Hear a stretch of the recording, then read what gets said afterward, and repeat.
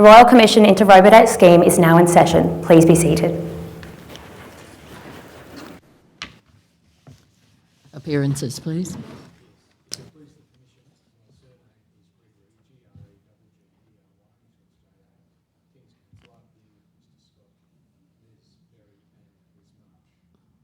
Thank you. Ms Hogan-Doran.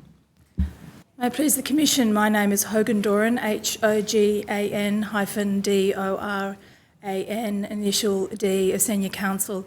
I appear today with my learned friend Mr Vial, spelled V-I-A-L, initial A, instructed by the Australian Government Solicitor for the Commonwealth. Thank you. Are there other appearances?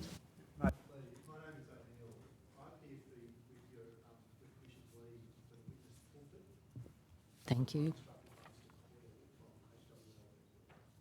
Thanks, Mr O'Neill. Any other appearances? All right, we'll get underway. Mr Gregory? Yes. Thank you, Commissioner. Late last week, the Commission updated the Robodebt Royal Commission website with an overview of matters to be the subject of Hearing Block 1, which starts today and continues to Friday, 11 November 2022. The latest patent direct inquiry into the design, establishment and implementation of the Robodebt scheme, and within those parameters, the focus of Hearing Block 1 is proposed to be a number of categories, or to include a number of categories. The first is the statutory framework in which the Robodebt scheme was brought into existence and changes to that framework, if any. Second, the development of the scheme as government policy. Third, the role of persons in positions of seniority and why the scheme was considered necessary or desirable, and the advice and analysis upon which that view was formed. 4, the extent of planning and testing. 5, whether advice was sought about the lawfulness of the scheme. 6, the role played by the budget process in establishing the scheme and measures necessary for it to commence and continue. 7, the means of debt recovery, including the use of debt collectors and commissions on amounts recovered. 8, the imposition of a 10% penalty in addition to the calculated debts. And 9, how and at what point did the scheme become automated, and how did the raising and recovery of debts differ from previous debt recovery processes undertaken by the relevant department. Commissioner, plainly enough, a number of those categories of focus will be the subject of evidence not only in this hearing block but thematically throughout the hearing blocks. But of those subcategories, I note at this point that information is not yet available to address the role played by the budget process, and it will not be the subject of any evidence during this hearing block. It will be addressed at a later point in time.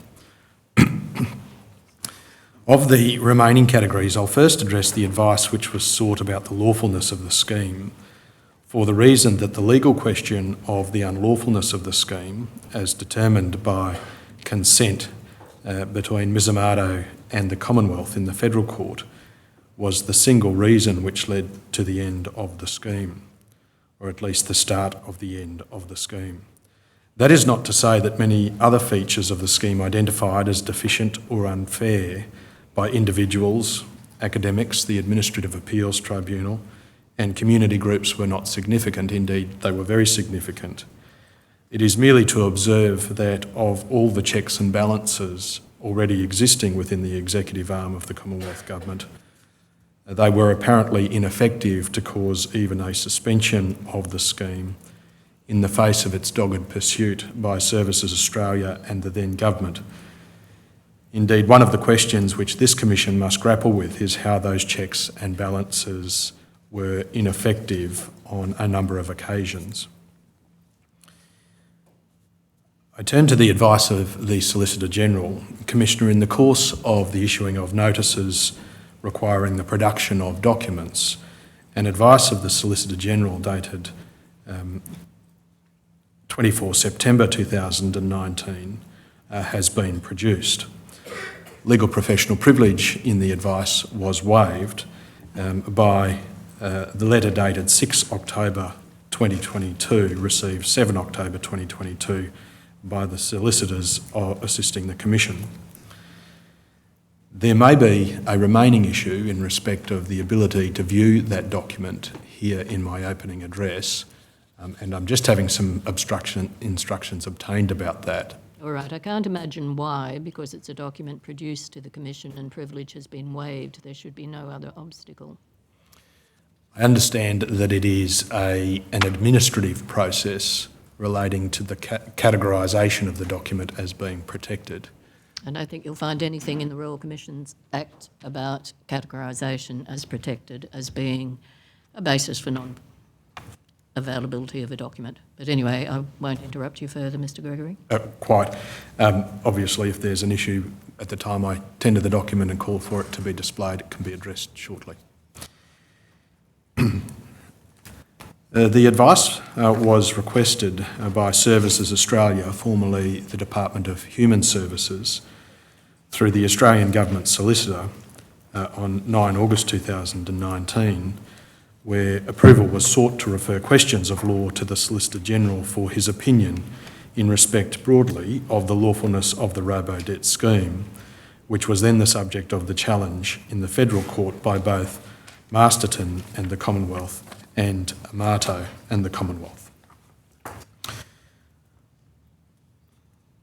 On 23 August 2019, the Attorney-General's Office advised that the Attorney-General had approved the request and the Solicitor-General was briefed. His opinion, SG number 15 of 2019, as I said, dated 24 September 2019, was produced to the Australian Government Solicitor. I tender the opinion of the Solicitor-General. It is document CTH.2013.0012.5070. It'll be Exhibit 1 on this hearing.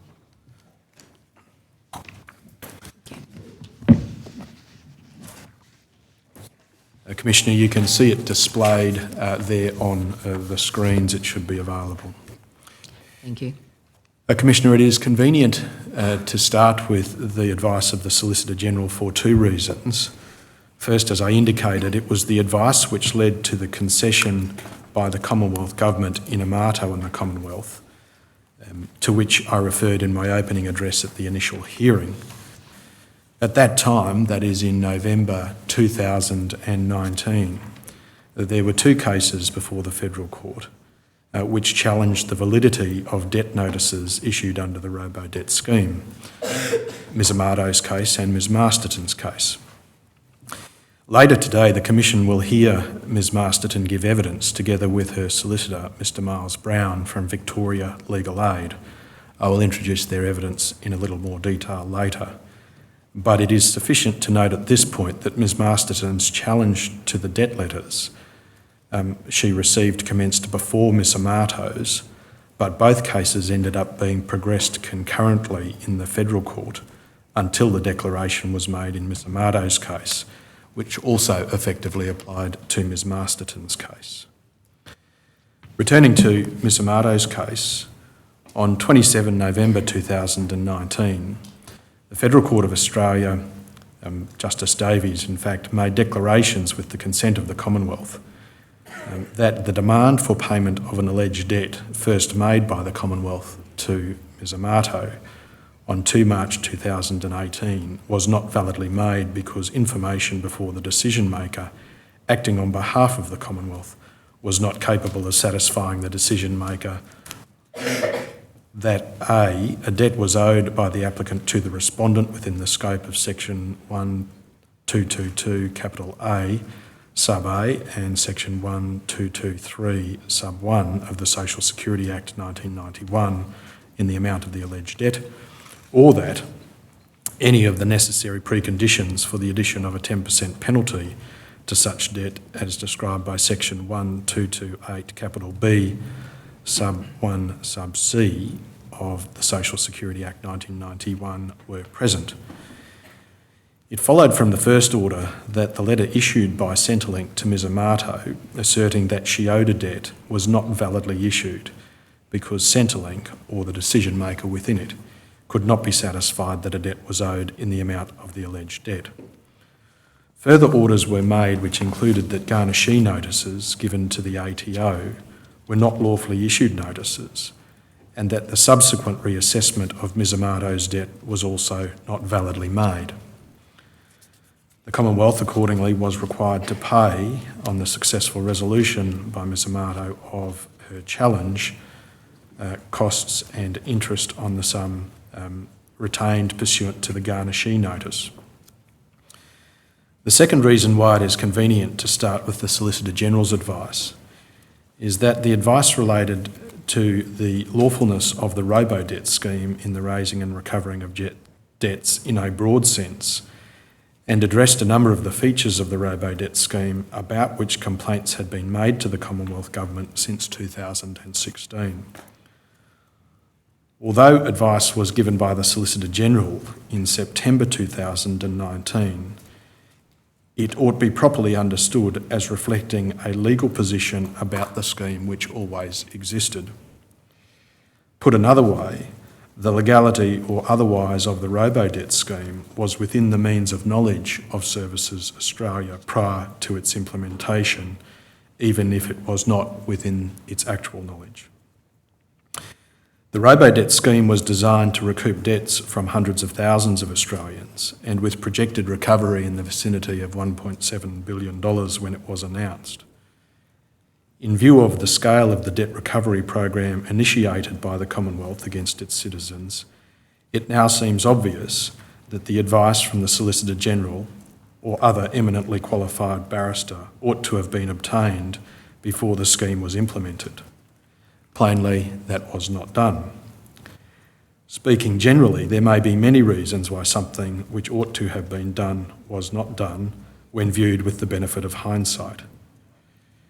The Robodebt scheme was introduced as a budget measure in the 2015 and 2016 budget, and evidence over the next 2 weeks will include the topic of what pressures, including political or departmental performance pressures, may have existed to implement the scheme without authoritative advice on its legality. It is also now clear from the Commission's work over the preceding weeks that although authoritative advice was not sought or obtained prior to the implementation of the scheme, the Department of Social Services and Services Australia, as I indicated formerly the Department of Human Services, sought and obtained advice from their internal legal departments about aspects of the scheme before and during its implementation. That advice, at the very least, raised significant questions about the legality of the scheme.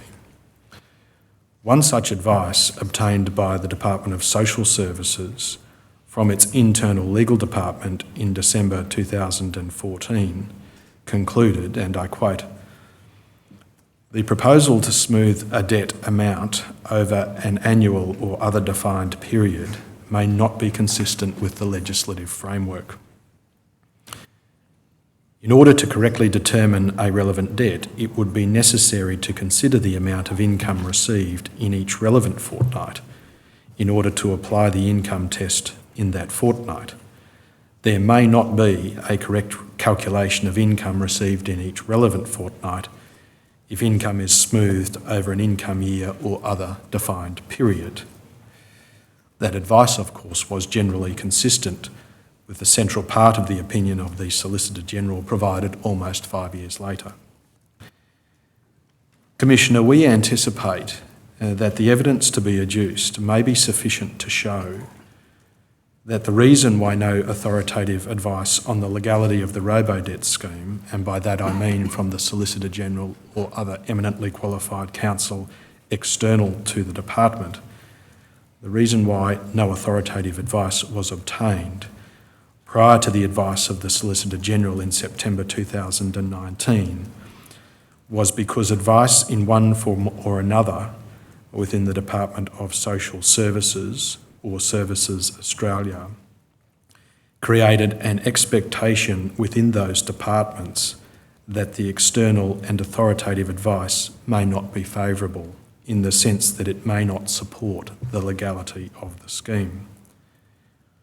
Put directly, the question raised by the Solicitor General's advice is whether the Commonwealth Government was, prior to that point, recklessly indifferent to the lawfulness or otherwise of the use of averaged PAYG ATO data obtained from the Taxation Office to allege and recover debts. I turn now to the detail of the Solicitor General's advice and can document Exhibit 1, CTH.2013.0012.5070 be displayed on the screen, please.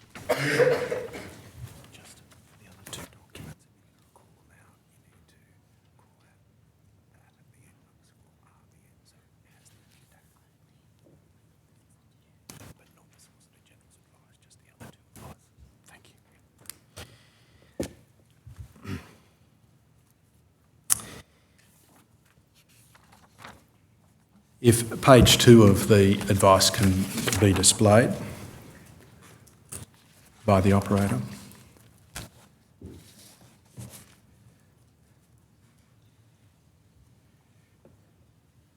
Thank you.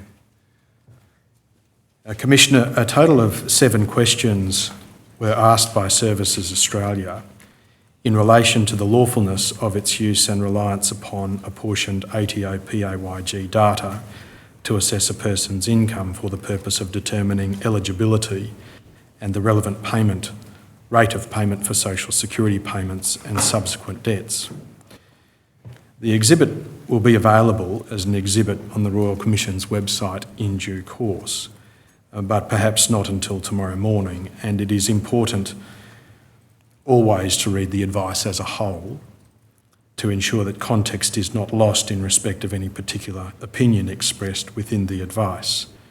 However, because this is the first occasion when the Solicitor General's advice in respect to the lawfulness of the Robodebt scheme has been made publicly available, I will address some of the passages in the opinion in some detail. Question 1, as it can be seen, if that could be called out, asks the following. Is a decision maker entitled to have regard to and potentially give decisive weight to apportioned ATO data in assessing whether a recipient of social security payments correctly reported his or her fortnightly income to the department and whether that person has been overpaid such that he or she owes a debt to the Commonwealth pursuant to section 1223 sub 1 of the Social Security Act? The definition of the term, in inverted commas, apportioned ATO PAYG data is defined at footnote 1 to the advice, and I'll simply identify it for the record, to mean data from the ATO concerning a recipient's income and tax withholdings that may apply for a period of up to 1 year that has been apportioned evenly over social security entitlement periods relevant to the assessment. The answer, if the answer on page 1 can be called out,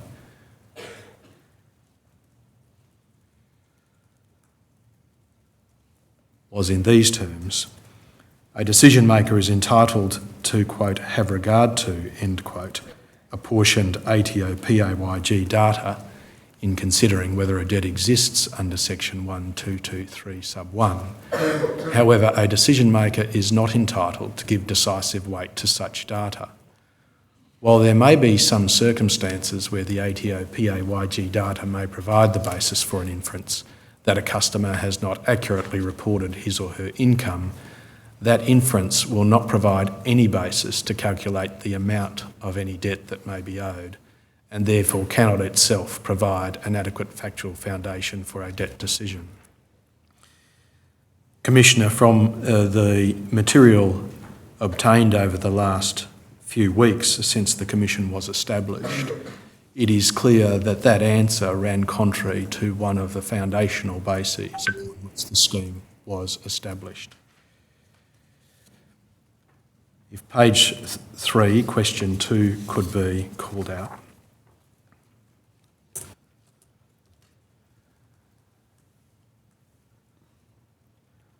Question 2 had 4 subcomponents and asked whether the answer to question 1 would change if the decision maker who made the assessment of whether there had been an overpayment and whether a debt is owed, A, has regard to information suggesting the recipient received a consistent fortnightly income over the period of the assessment, brackets the relevant period. B, has regard to information suggesting that the recipient did not receive a consistent fortnightly income over the relevant period. C, fails to have regard to information in the possession of the department suggesting whether or not the recipient received a consistent fortnightly income over the relevant period. And D, has no information suggesting whether or not the recipient received a consistent fortnightly income over the relevant period. The answer was relatively brief, and it might be called out as well immediately below it.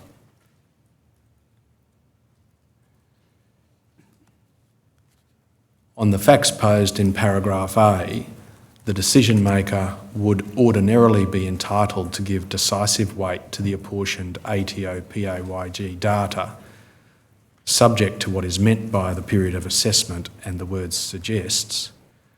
By contrast, on the facts posed in paragraphs B and D, the decision maker would not be entitled to give decisive weight to the apportioned ATO-PAYG data. On the facts posed in paragraph C, a decision would be liable to be quashed for failure to consider a relevant matter. Commissioner, each of those variations on the theme of the question of consistent fortnightly income were directed to various aspects of the Robodebt scheme as it was designed. And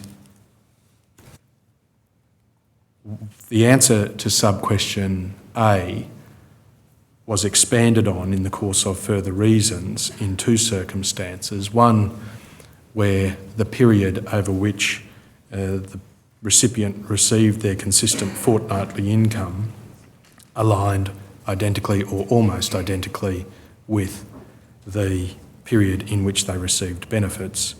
And secondly, where there was such a gross disparity, albeit from a similarly close period of time, that it raised a serious question. Question 3 asked this, if it can be called out also, please.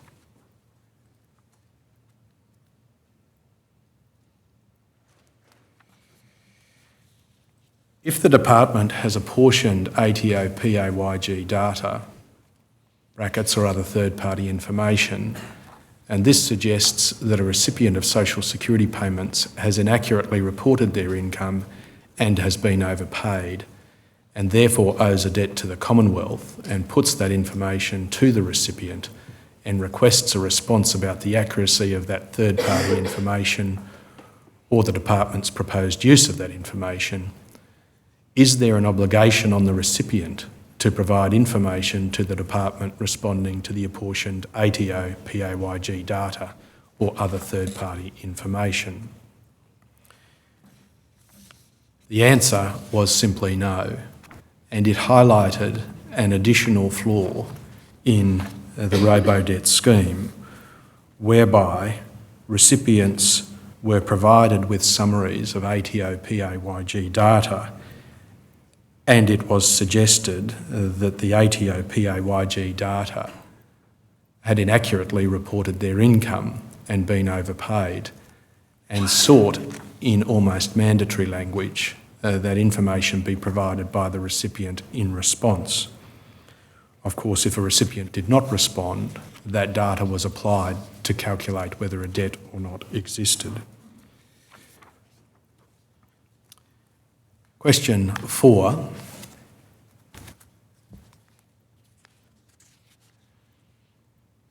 addresses what follows, where recipients do not provide any information, that is, recipients of letters requesting information do not provide information in response to the summarised ATO-PAYG data, and whether a decision maker can have regard to the failure to respond and draw inferences from that fact about the reliability or the validity of the information.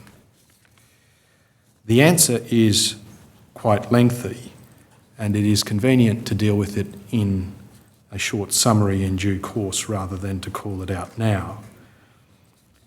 In effect, the answer to the advice concluded that an officer, that is a compliance officer, is required to make inquiries to attempt to ascertain the true position before making a debt decision, such as by using its compulsory powers to obtain information from the customer's employer or bank, or attempt to ascertain how a customer's income was distributed over the relevant period. In the course of the answer, it was also identified that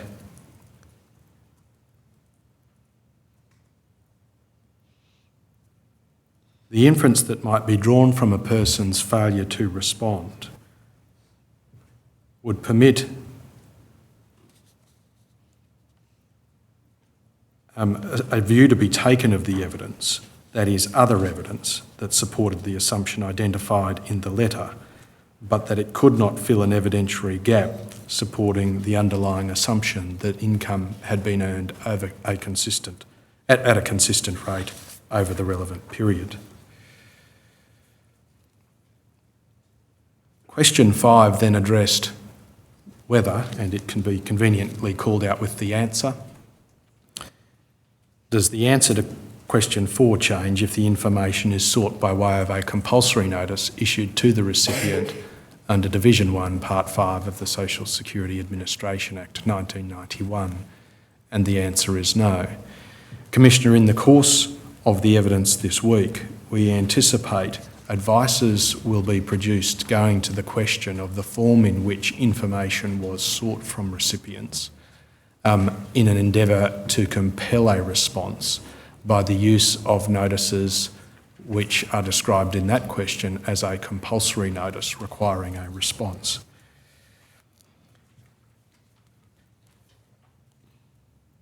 Question 6 and its answer are also in short compass and can be called out. If the answer to 1 is no, does that affect the answers to 3, 4 and 5 where the information put to the recipient is apportioned ATO PAYG data? And the answer similarly was no. The final question, question 7, identified that if the answer to question 1 was no, and that was the effective thrust of the answer, what options might be available to the department to establish a system where it would be permissible for a decision maker to have regard to and potentially give decisive weight to apportioned ATO PAYG data? The answer, if it can be called out on page 6,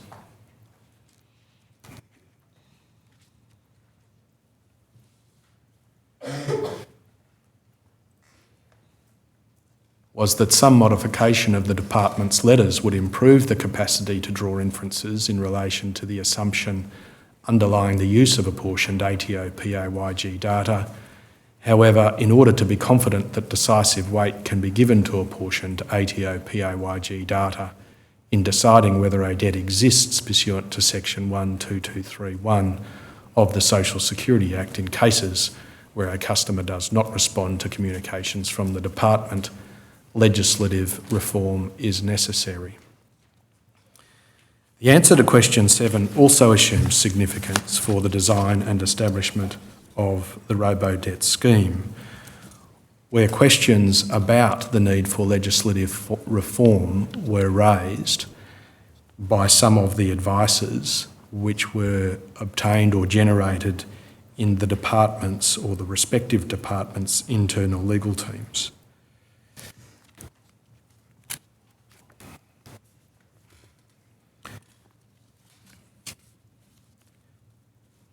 And the question that is raised by the Solicitor General's advice in that respect is why those advices were not given more attention.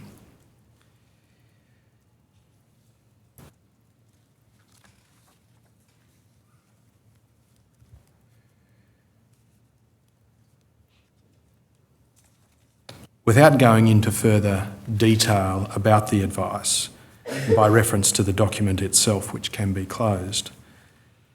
2 points might be noted about the reasons for the opinion.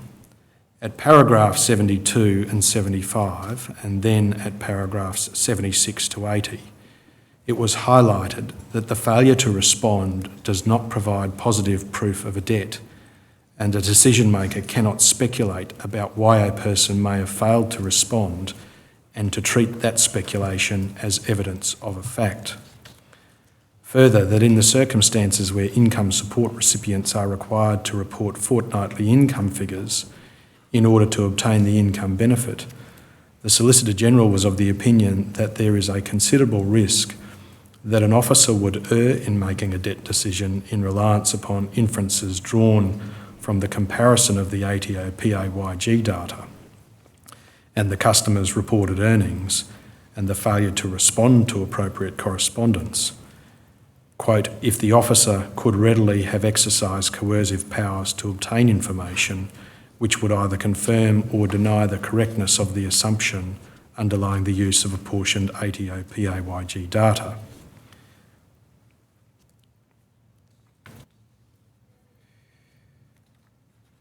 As I indicated earlier, the opinion of the Solicitor General raises questions which can be answered by persons in positions of seniority about how a scheme that was so lacking in legal foundation was established, implemented and maintained for a period of almost 3.5 years in a partly automated fashion from 1 July 2016 to 26 November 2019.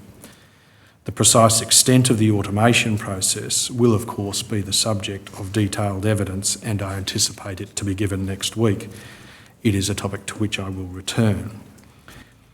In summary then, the opinion of the Solicitor General identified the following deficiencies in the Robodebt scheme. Officers making debt decisions must make decisions in accordance with the usual parameters of administrative fact-finding. As such, there must be some probative evidence to support a conclusion that a debt has arisen pursuant to section 1223, sub 1 of the Social Security Act. This foundational proposition about the need for some probative evidence was not observed by Services Australia or its parent department, the Department of Social Services, in the implementation of the scheme, or if it was observed, it was misapprehended in the context of proof of debt from averaged ATO PAYG data. Next, there is a critical difference between a Centrelink compliance officer, quote, having regard to, end quote, ATO PAYG data as triggering the need for further inquiries to obtain probative evidence, including asking the recipient to provide further information in making the debt decision, and, quote, giving decisive weight to, end quote, ATO PAYG data as probative evidence in making a debt decision. Next, as the ATO PAYG data only provides information about income a person earned during an identified period, and not by reference to any particular fortnight in which the person received a social security benefit, the ATO PAYG data is of no real assistance in calculating a debt. In the words of the opinion at paragraph 37, quote, that follows because the ATO PAYG data says nothing about how much the customer earned in each fortnight during the relevant period, end quote, and, quote, ATO PAYG data is logically incapable on its own of forming the basis for a finding that a person has been overpaid benefits in a particular amount, end quote. A decision raising a debt requires, therefore, additional information. Next, that particular deficiency can be seen to flow into the form of the notice in respect of a debt issued under section 1229, sub 1 of the Act.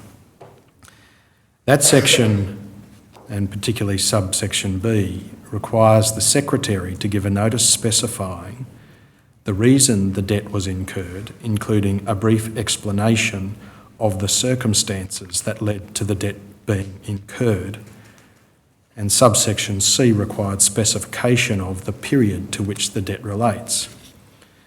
As will be seen with the first witness who gives evidence today, and she will give evidence by way of a pseudonym, and the evidence given in Ms Masterton's case, that degree of specificity required by section 1229, subsection 1, was drafted in the broadest of terms to the point that they were largely uninformative. Next, an officer making a debt decision must have regard to all probative material that is capable of supporting a finding in relation to the correct amount of a person's earnings. Almost always, the department will have the original declaration of income made by the recipient at the time the income was received, and usually fortnightly, to satisfy the entitlement to the social security benefit. A failure to have regard to that information involves a failure to have regard to material that is directly relevant to the decision to be made and may of itself provide a sufficient basis to invalidate the debt decision. Next, the letters sent to social security recipients did not place those recipients under any legal obligation to provide the information sought, and I refer there to paragraph 52 of the opinion. Next, the failure to respond to a letter and provide the information sought by the letter may have permitted an inference that the information which may have been provided would not have assisted the recipient, but it would not support an inference that the explanation or information would have been adverse. The distinction between this distinction being that a decision maker cannot speculate about why a person might not have responded and treated that speculation as evidence of a fact, and I refer to paragraph 72. It follows that the inference that the information or explanation not provided would not have assisted a person cannot provide proof of the amount of income they actually earned in the fortnight in which they received a social security benefit. Next, in limited circumstances, decision makers are required to undertake an obvious inquiry about a critical fact which may be easily ascertained, and if that inquiry is not undertaken, the decision may be unreasonable or may be considered unreasonable for a failure to consider all relevant material, and I refer to paragraph 77.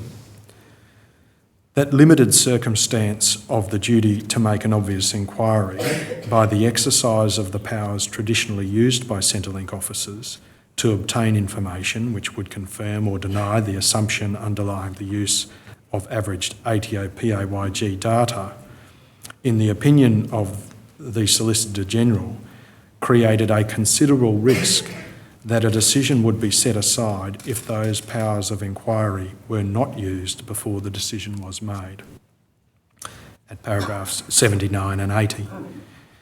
Finally, if the policy objective of the Robodebt scheme was to give decisive weight to apportioned ATO PAYG data in making debt decisions, then legislative reform was necessary to permit that process to occur, at paragraph 90, and that addresses question 7.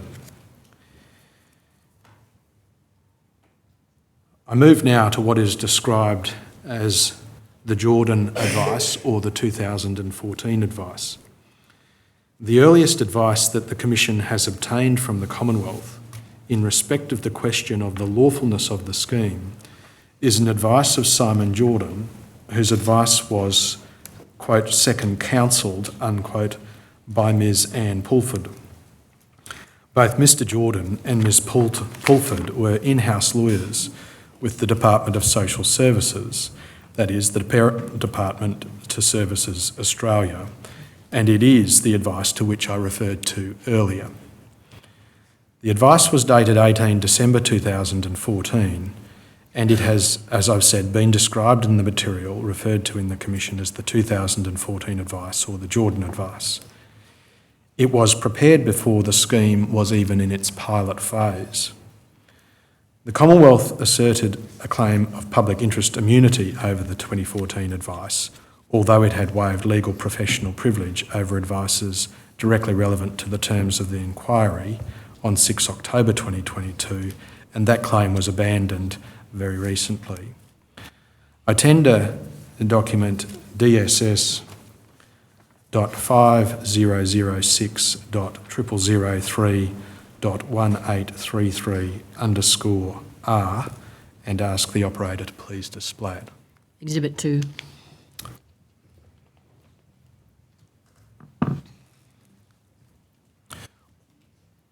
In short, it is a short advice by way of email, but clearly grapples with the same question identified in the Solicitor General's advice about the use of apportioned ATO data over the periods identified on the PAYG record as a measure of actual income in fortnightly periods when benefits were received and for the purpose of asserting a debt.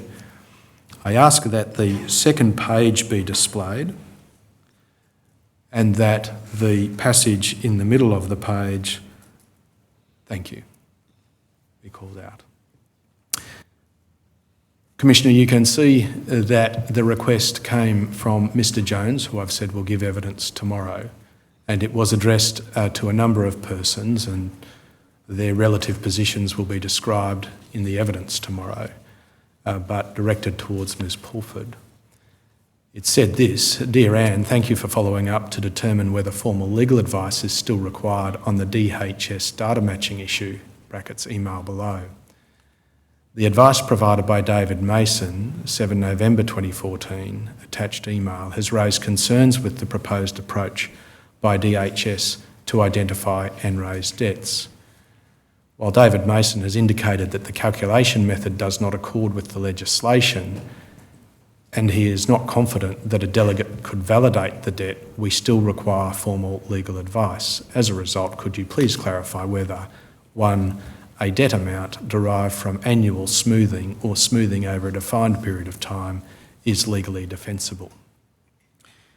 Commissioner, I pause there to note that the advice provided by David Mason, as will become clear in the evidence tomorrow of Mr Jones, was advice from a policy perspective in the scheme as it then existed, that is the social security scheme generally, not the Robodebt scheme.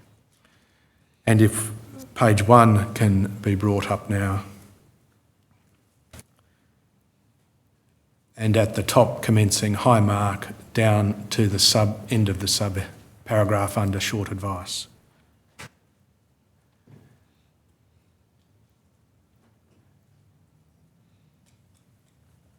There is a reference in the first line to consultation with the Rates and Means Testing Policy Branch, and that is, of course, a reference to the advice from Mr Mason, and a clarification that advice was only sought in relation to the single question that I read out about whether such a process was legally defensible.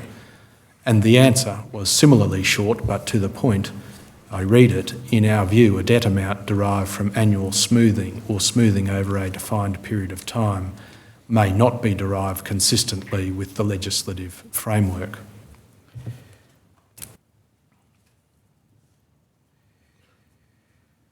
Commissioner, as I indicated, the advice was addressed to Mr Mark Jones,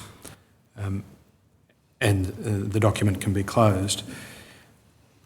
He was at the time an assistant director in the Payment Review and Debt Strategy team within the Department of Social Services.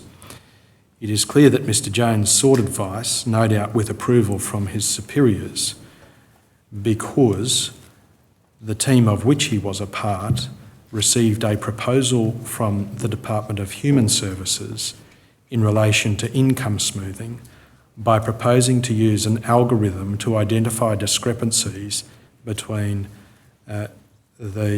information held by the Department of Human Services and the Australian Taxation Office, and that proposal, the use of an algorithm, occurred in the context of regular meetings between the DSS Payment Review and Debt Strategy team and its equivalent team in the Department of Human Services. That is, it seems there was a relatively close collaboration between both departments at a very early stage, which will be the subject of more evidence tomorrow. As I've indicated, at about the same time, Mr Jones sought policy advice from the Acting Director of the Rates and Means Testing Policy Branch, David Mason. There was a brief reference to that advice in the passage to which I referred. It was provided to Mr Jones on 7 November 2014. Mr Mason's policy advice appears, with respect, to be carefully considered and obviously correct. He concluded that the use of averaged ATO PAYG data was not supported on policy grounds in terms which dovetailed neatly with the Solicitor General's advice years later. He completed his advice with the observation that the DHS proposal to use smoothed income, quote, could cause reputational damage to DHS and DSS, end quote. Mr Jones will give evidence tomorrow about the circumstance surrounding his request for legal advice from Mr Jordan and policy advice from Mr Mason in late 2014. However, he provided those advices to persons more senior than him, and he will give evidence about that and his knowledge of what followed. Irrespective of the policy advice and the legal advice provided to Mr Jones in late 2014 and provided to his superiors, it is a matter of history that the Robodebt scheme was designed and implemented on the basis of averaged income to raise a debt. I should say at this point that prior to the implementation of the scheme, other advices were obtained in respect of some components of the scheme, and they will be tendered through relevant witnesses in the first hearing block. What is clear is that those advices did not dispel the real doubt raised about the lawfulness of the scheme identified in the 2014 advice, or put another way, did not provide a ringing endorsement for the legality of the scheme. Ms Pulford, who second counselled the 2014 advice, will also give evidence tomorrow.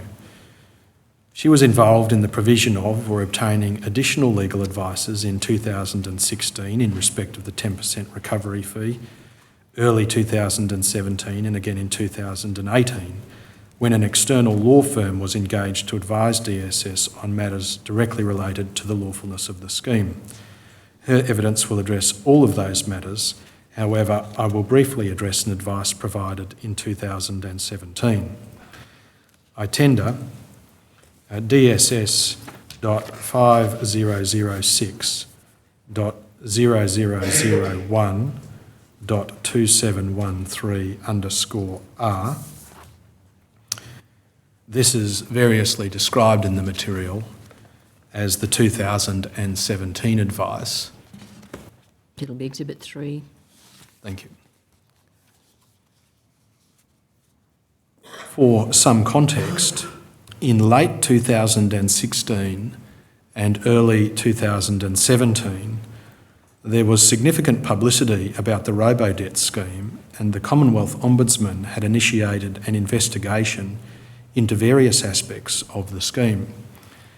I anticipate Ms Pulford will give evidence tomorrow that she was contacted by a branch manager, Ms Emma Kate McGurk, in January 2017, who conveyed to Ms Pulford that there was a departmental business need to have some means of legally justifying taking action to raise a debt by reference to income earned over an uncertain period where no other information was available. I also expect that Ms Pulford will give evidence that it was uncommon for branch managers to contact a principal legal officer such as her directly seeking legal advice. In that context, Ms Pulford provided an advice on 24 January 2017, which is Exhibit 3. The language adopted by Ms Pulford might be observed to be in this advice slightly different in its flavour to the 2014 advice. The question about, or the basis upon which advice was sought, is repeated by Ms Pulford in the introduction to the advice and addressed whether using income averaging as a last resort to determine a social security debt was lawful in circumstances where no other information about the person's circumstances are available.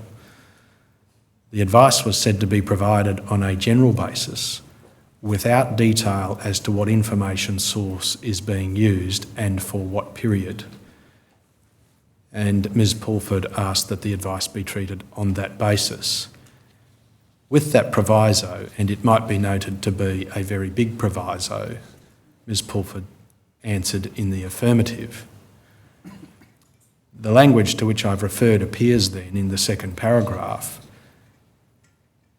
where it says the Secretary must be guided in their decision-making by the range of information they are able to obtain and whether this casts sufficient doubt about the correctness of the rate of social security payment to justify taking action. That phrase, casting sufficient doubt, was a newly introduced concept in the advice, and it appears a little later in the course of the advice as well.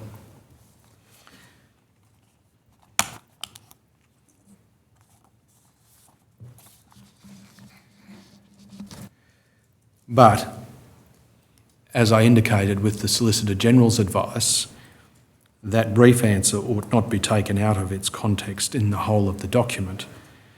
And in the second paragraph under the heading Discussion, thank you, towards the end of that paragraph, this passage appears: information sufficient to allow the Secretary to reach satisfaction may be incomplete, provided it is capable of satisfying this threshold.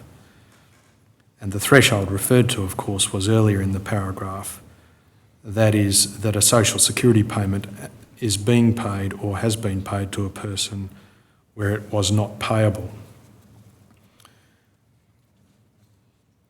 The next paragraph refers to reliable income information, which makes it likely that a person has been overpaid, even if the information has the effect if it's taken at an averaged rate, and it may justify lawfully taking action in respect of a debt. Some additional concepts were introduced about the preference for providing a person an opportunity to provide information about the accurate rate, but in the absence of that information, a secretary could proceed to raise and recover a debt. Of course, the opportunity for further review on updated information was identified in the second last paragraph if the person then provided information at a later point in time. Ms Pulford will be asked questions not only about the context in which the 2014 advice was given, that is Exhibit 3, but whether any variation of her initial advice was intended, and if so, why. You said 2014 advice, but I think you meant 2017. 2017. Thank you, Commissioner. Can I turn then to the witnesses to be called today? The first witness to be called in this Royal Commission will be called under the pseudonym Amy. Amy will describe the practical and personal impacts of the debt recovery scheme. In 2015, Amy was in the final year of her university studies that were dual degrees. During her final year, she became eligible for income support payments. She had also obtained casual employment, which she carried out around her studies. And in November 2015, Amy finished her degrees and was no longer entitled to income support payments. And accordingly, that is, according to her obligations as a recipient, she stopped making any claims. However, her casual employment continued over the late November and Christmas holiday period, and the hours she worked increased after her final exams, and her earnings correspondingly increased. In early 2016, Amy obtained full-time employment, and there was a small period of overlap between her casual work and her new full-time role, which commenced in March 2016.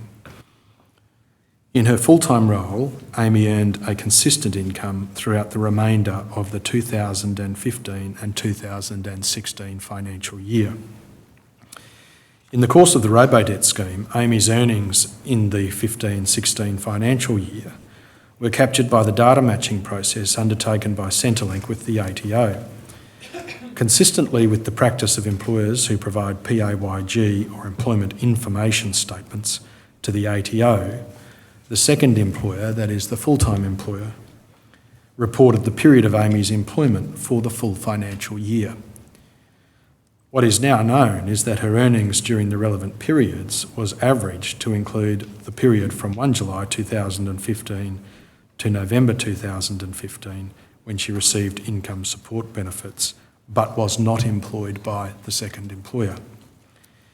In September and October, almost 2 years later, 2017, letters were sent to her under the Robodebt scheme requiring her to log online and update earnings information and dates which were summarised from ATO PAYG data. Amy will describe to the Commission the process which she had to engage in and the concerns she had about that process. She will also describe its duration, some months, and the difficulties navigating that process in force at the time. She will also describe how she understood that a debt was being alleged against her and how that made her feel, given her meticulous attention to reporting income when she was entitled to the benefit. Her evidence provides a very useful case study of a person who had sufficient resources to respond to the letters sent under the Robodebt scheme, and it will highlight A, the indiscriminate product of unchecked data matching, B, the process by which information she provided to Centrelink when she received benefits must not have taken into account, were not taken into account in the averaging process or the decision to send her a letter purportedly requiring her to respond. C, the difficulties engaging in the online system, and D, the time and energy required by Amy and then by Centrelink staff after she provided bank statements. That final point raises the question about the design of the system, particularly whether the efficiency gains intended by moving to an online process were only achieved if the recipient did not respond and provide voluminous further material and simply agreed to pay the debt. The second and third witnesses to be called today are Ms Masterton and Mr Browne. Ms Masterton's case is already known to many as it's made its way into the media in 2019, but for those who are not familiar with the broad picture, I'll provide a short summary. In mid-2018, Ms Masterton received letters which required her to check and update her income details as summarised from PAYG data. Ms Masterton telephoned the provided number and felt dissatisfied with the information or lack of it that was conveyed to her about the prospect that she might have been overpaid income support benefits. Ms Masterton then sought legal advice through Victoria Legal Aid, and her case was assigned to Mr Miles Browne, who was aware of the Robodebt scheme generally and who had worked in the area of social security law specifically since 2012. Mr Browne and Ms Masterton will give evidence concurrently because they describe from their respective perspectives the course that each of them was engaged in what led to the very first challenge of the Robodebt scheme in the federal court.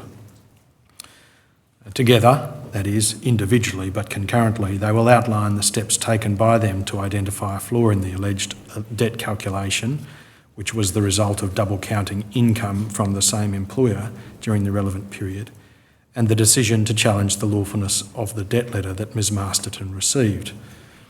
That challenge came in the form of an application for judicial review in which various declarations were sought. It was, as I've indicated, to the Commission's knowledge, the first case brought in the federal court which alleged the scheme was unlawful. Soon after the application for judicial review and supporting affidavit material was filed, Services Australia recalculated the alleged debt to take into account the double counting of income, which reduced largely but did not remove the allegation of a debt.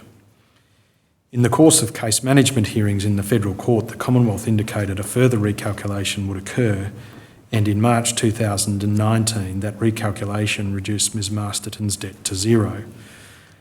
The basis on which that recalculation was carried out by Services Australia was not made clear to Ms Masterton by the Commonwealth in the judicial review proceedings, and Mr Browne sought information from Services Australia through the Freedom of Information process. That information was provided, and what followed was a continued attempt by Ms Masterton, and particularly her legal representatives, to have the federal court determine whether the scheme was unlawful, even though the Commonwealth had recalculated the alleged debt and reduced it to zero. By this time, that is, early to mid-2019, Ms Amato had also commenced proceedings in the federal court in respect of letters she received under the Robodebt scheme. She too was represented by Victoria Legal Aid. Ms Amato's case raised similar questions to Ms Masterton's case. Mr Browne will describe the process by which the cases brought by Ms Masterton and Ms Amato were progressed together through the federal court. And on 18 November 2019, less than 2 weeks before the government consented to the orders in Ms Amato's case, Services Australia announced it would not raise debts in sole reliance on apportioned ATO data, that is averaged income. And a short time later, the Commonwealth consented to orders in Ms Amato's case to the effect that the demand for payment of the alleged debt was not validly made because the information relied upon was not capable of proving a debt. That is the declaration referred to in the letters patent. What is now known by the Commission is that the Solicitor General's advice, provided in September 2019, was obtained in response to the challenges raised in the federal court. Can I deal with some further witnesses? Proposed witness lists for hearing block 1 are available on the website. On Wednesday, Ms McGurk, Ms Keeling and Mr Browne will be called. Ms McGurk, as I've identified, was the branch manager who contacted Ms Pulford in January 2017 and sought the legal advice which has become Exhibit 3. Ms Keeling conducted a retrospective review of internal legal advices obtained by Services Australia throughout the life of the scheme, and there are a significant number of them, in addition to the advices I have identified specifically today. Some remain the subject of claims for legal professional privilege and public interest immunity, and those claims are scheduled to be heard tomorrow around the evidence of these witnesses. Mr Browne was involved in the request for policy and legal advice in 2014. On Thursday, Mr Jeremy Hershorn, Second Commissioner within the Australian Taxation Office, will give evidence about the role played by the ATO in the Robodebt scheme. His evidence will traverse the pre-Robodebt and early Robodebt periods, with particular emphasis on the interactions between Services Australia and the Australian Taxation Office. He will explain the ATO's purpose for gathering PAYG data and the process by which it does so. His evidence will explain the role from the ATO perspective, that is the role in the data matching process for Centrelink recipients, including in respect of the Robodebt scheme. In particular, it will identify the process of high confidence identity matching engaged in by the ATO as between taxpayers and Centrelink recipients, and the subsequent exchange of correlative data.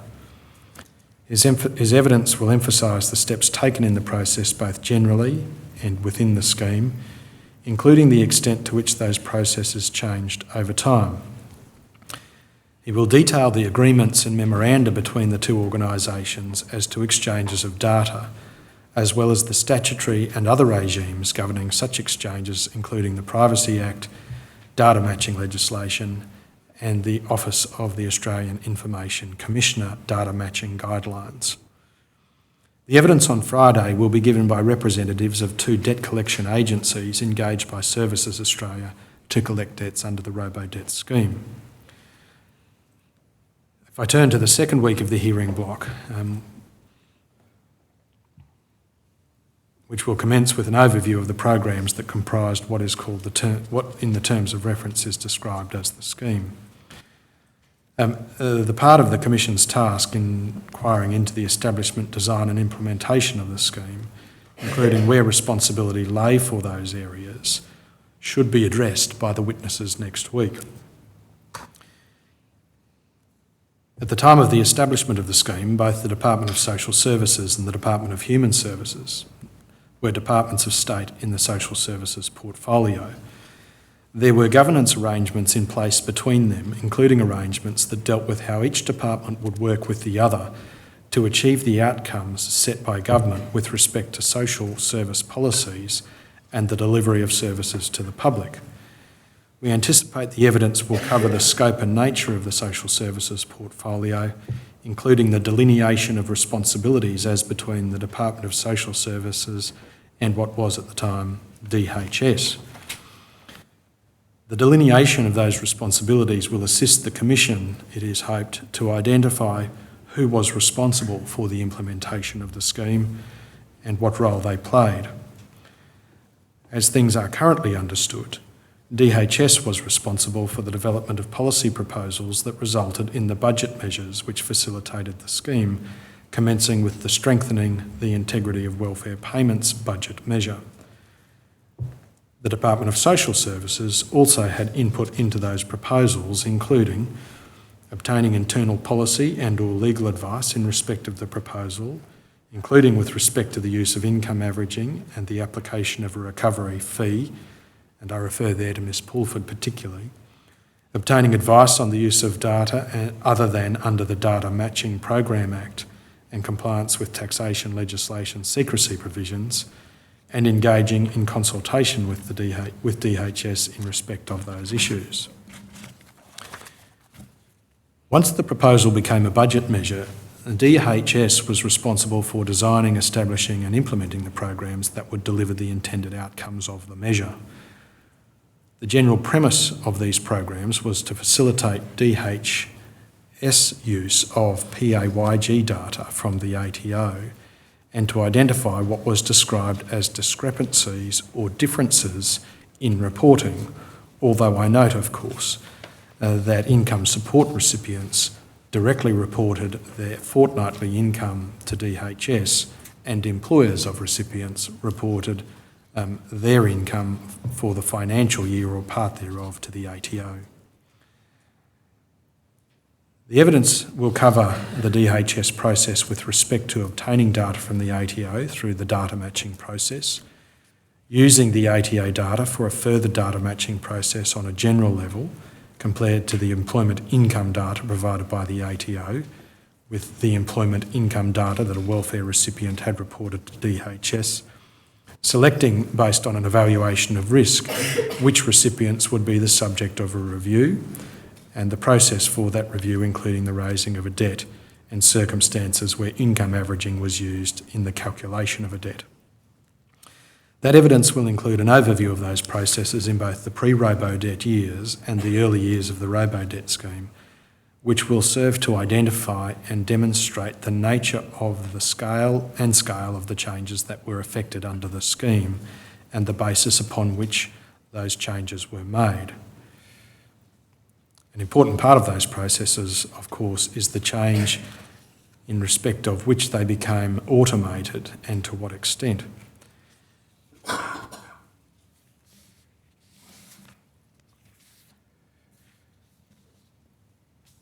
The evidence to which I've just referred in broad terms is expected to be given by persons who have been nominated as proper officers of both the Department of Social Services and Services Australia, Mr Flavell and Mr Birra, respectively.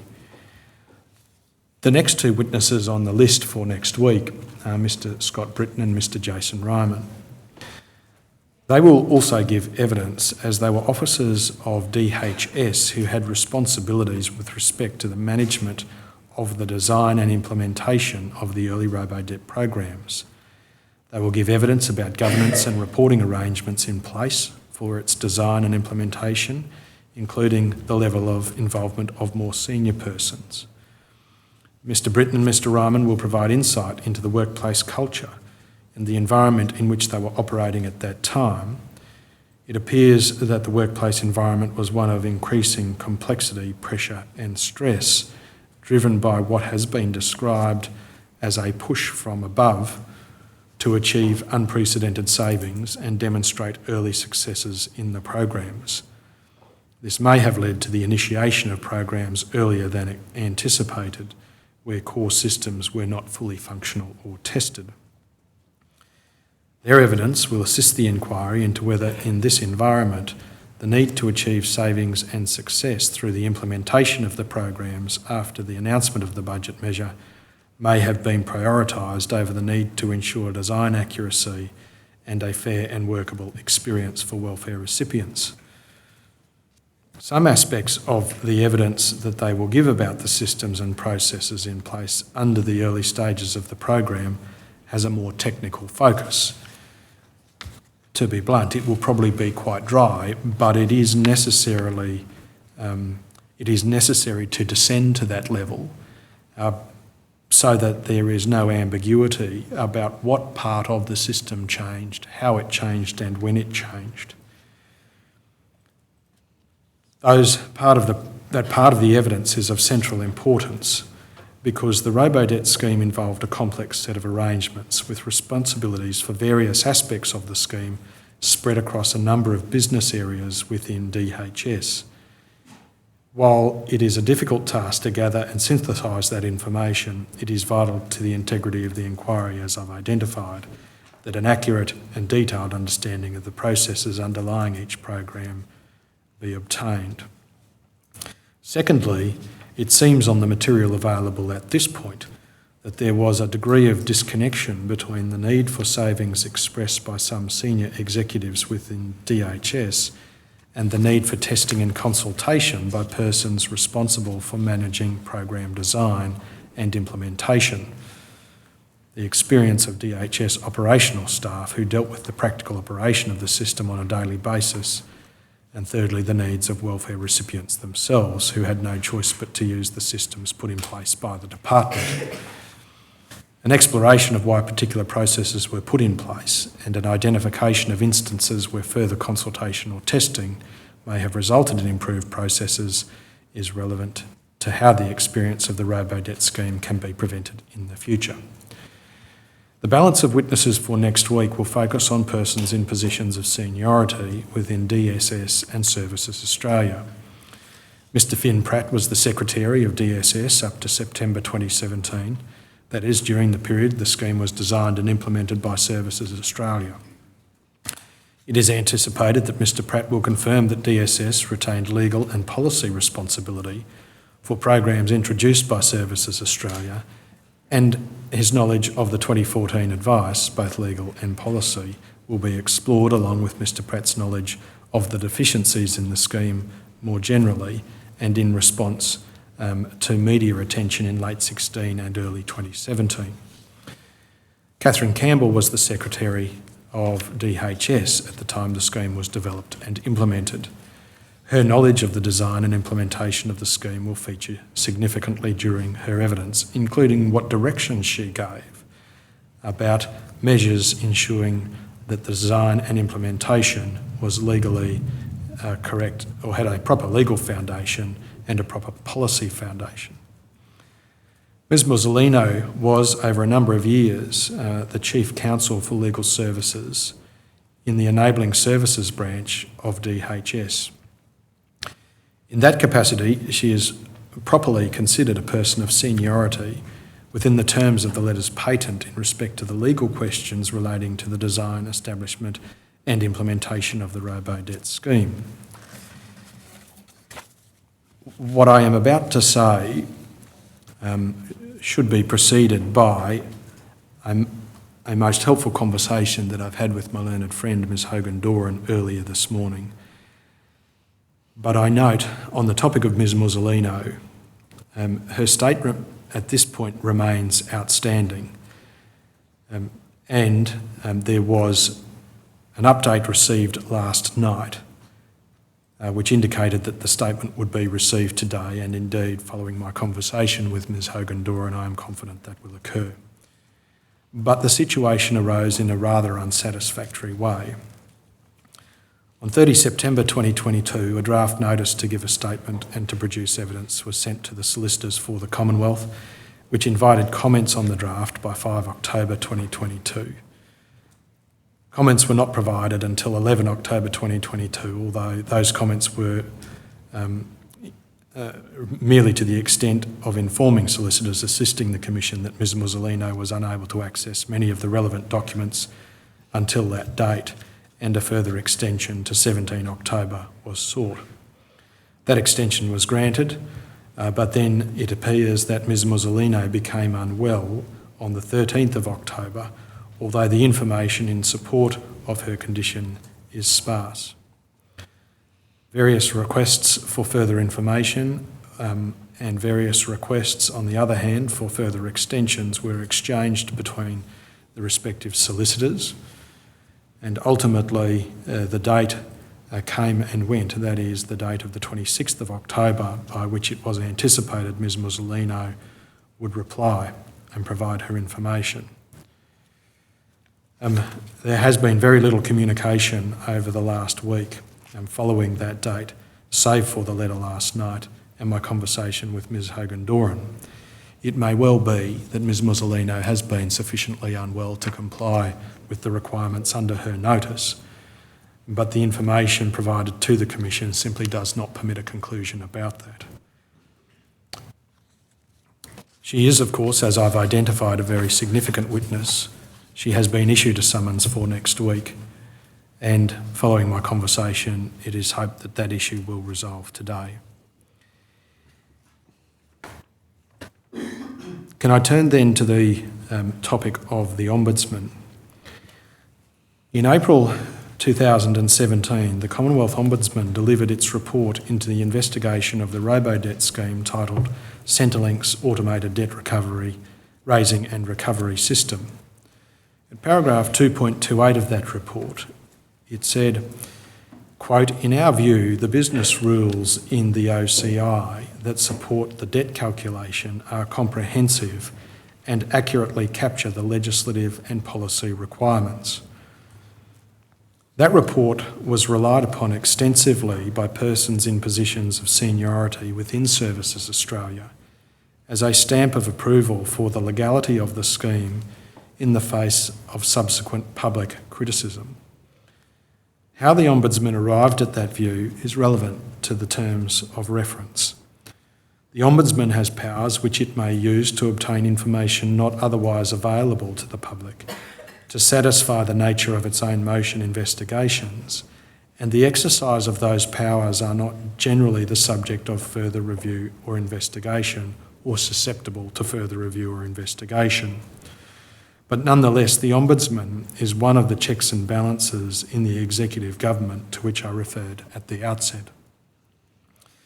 On 30 September 2022, a draft notice to give a statement and produce documents was sent, addressed to a former member of the Ombudsman's office via the solicitors assisting the Commonwealth. On 4 October, the Commonwealth replied through its solicitors, noting that by Section 35 of the Ombudsman Act, the Ombudsman and his former staff are not compellable by a Royal Commission, but that the Ombudsman would consider voluntarily providing information that the Commission considers would be of most assistance. Correspondence was further exchanged, including competing views about whether Section 35 of the Act was so broad as to provide a blanket relief from compellability to the Ombudsman, and the competing public interest of the Ombudsman's cooperation. The correspondence included an advice obtained by the Commonwealth on the point of compellability, and the final letter in the exchange was from solicitors assisting the Commission to solicitors assisting the Commonwealth, placing the Ombudsman on notice that the Commission intended to inquire into the matters identified in the draft notice, to give a statement and produce evidence. And that included by obtaining information and documents provided by the relevant government departments to the Ombudsman in its investigation, over which those departments cannot have any claim of non-compellability. There has been no further correspondence on behalf of the Ombudsman and no indication that the Ombudsman will in fact assist the Commission by providing information voluntarily. I raise it simply at this point to identify that we consider that the draft notice to give a statement and information has sufficiently informed the Ombudsman about the matters which may be the subject of the Commission's inquiries, and that those inquiries will proceed. Can I turn then to some questions of delay? Commissioner, you will recall that on the 13th of October 2022, a directions hearing was held in respect of delay experienced by the solicitors and counsel assisting the Commission in the receipt of information and documents from the Commonwealth. That situation has ebbed and flowed since that time, and there remains a significant volume of material which is outstanding, although again I caveat these remarks with the very helpful conversation I had with my learned friend before the commencement of the hearing today. What is outstanding and what may be outstanding following the delivery of another set of significant volumes of documents today are topics of legal professional privilege which might be claimed by the Commonwealth, and topics of public interest immunity claims which will need to be determined by the Commission. It has become clear that in the course of correspondence between the respective solicitors for the Commonwealth and the Commission, that a misunderstanding has emerged in respect of the extent of the Commonwealth's waiver of legal professional privilege. What was thought to be a very clear statement of waiver in respect of legal professional privilege in respect of all advices directly relevant to the terms of the Commission provided by letter dated 6 October 2022 appears to have been rather confined in more recent times. It was confined, it seems, because of what occurred at the directions hearing on 13 October 2022, when there was a pragmatic and efficient solution proposed by the Commonwealth for the delivery of a large number of advices in the time constraints which then applied. And that pragmatic approach was agreed to by myself. The pragmatic approach involved documents being provided, but on the basis that privilege was maintained, and obliged the solicitors assisting the Commission to identify which of those documents it intended to use in the Commission, notifying the solicitors for the Commonwealth, who would then consider their position on whether waiver applied or not. While the objectives of the proposal were genuine, undoubtedly, it has fallen flat in recent times, and there may be a number of contributors to it. One example is the provision of the advices relating to those given by Ms Pulford. Ms Pulford's statement was required to be produced on Friday the 21st of October. It was produced a few hours late, but that is of no consequence. But it was prepared by separate solicitors to those representing the Commonwealth, and it attached an index of documents to which she referred, or documents which were responsive to the request. The covering letter indicated that it was for the Commonwealth to produce the documents, but noted that some of those documents might be the subject of public interest immunity claims and legal professional privilege.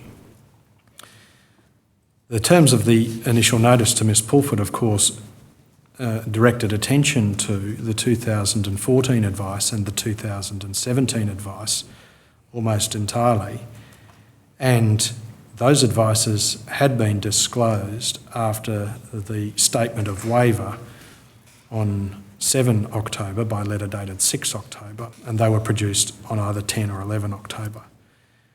It was difficult then to see how questions of legal professional privilege might arise in respect of advices, specifically the subject of waiver and production. But the response received was that the arrangement agreed to on 13 October 2022 of the backwards and forwards identification was understood by solicitors for the Commonwealth to apply nonetheless to those documents. That was not the understanding of the solicitors assisting the Commission.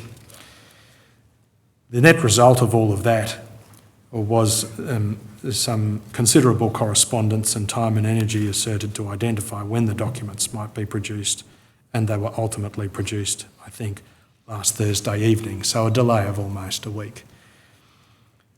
I raise this simply because the Commission can little afford those sorts of delays over relatively straightforward procedural matters which hopefully will not arise in the future. And one of the reasons they should not arise is because the document production guideline published by the Commission at paragraphs 17 and 18 require an index to be attached to each of the statements, identifying the documents referred to and whether a public interest immunity claim is made, and if so, on what basis, and whether a legal professional privilege claim is made, and if so, on what basis. That guideline is consistent with Section 6, A, of the Royal Commissions Act of 1902, which requires claims to be made within the time required for the production of the document. And to the extent that there is any inconsistency created by the agreement between the parties in the hearing of 13 October 2022 and the document production guideline, to remove any ambiguity, the document production guideline should prevail.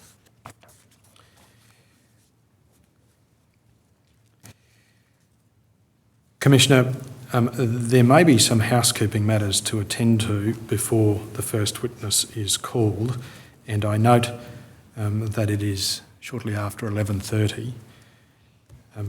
One relates to the question of the resolution of legal professional privilege claims, which I understand has been arranged to occur tomorrow morning, and that may need to occur before Ms Pulford gives her evidence. I understand that counsel who will appear for the Commonwealth in that matter seeks leave to appear via video link, although I'm not familiar with the mechanics of that, but perhaps my learned friend could address the point. And there is also the question of public interest immunity claims which remain outstanding, which may also be the subject required determination tomorrow.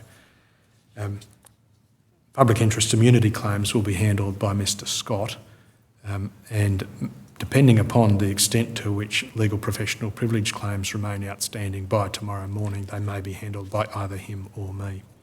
But I raise that at this point in case anything needs to be done in respect of what might transpire tomorrow. All right, I might just ask Ms Hogan-Doran, why is this counsel who's arguing legal professional privilege want to do it remotely? Because it's certainly my least preferred way of proceeding. Yes, Commissioner. Mr Glover, counsel, is...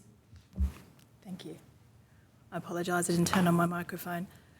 Mr Trent Glover of Council has been retained to argue what is left, I understand, of the remaining issues concerning legal professional privilege. That's partly been a consequence of me being unavailable last week for part of the week, being unwell. He is in Sydney as he has a hearing in the afternoon. That was the basis for the application for him to appear via video link. He has also assisted Mr Begbie of King's Counsel with respect to the public interest immunity claims. So that is the reason why. To meet counsel's convenience, basically? No, Commissioner. To be in the best position to be able to assist you on those issues, he has reviewed all of the material that was initially the subject of legal professional privilege. Well, that's why he would be a good person to have arguing. It doesn't explain why he's not here to argue. Commissioner, I've indicated why he was... Because he's got a hearing in the afternoon. Retained. He's got 2 bookings in the one day.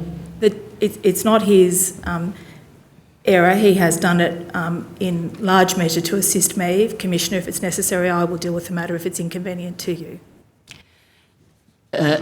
I'll give him leave to appear remotely, but would you just take on note that unless there are very powerful reasons, I don't want remote counsel. Thank you. Thank you.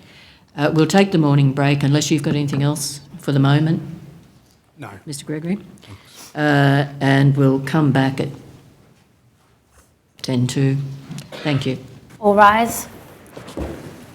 The Royal Commission will now adjourn for a break and will resume at 11:50.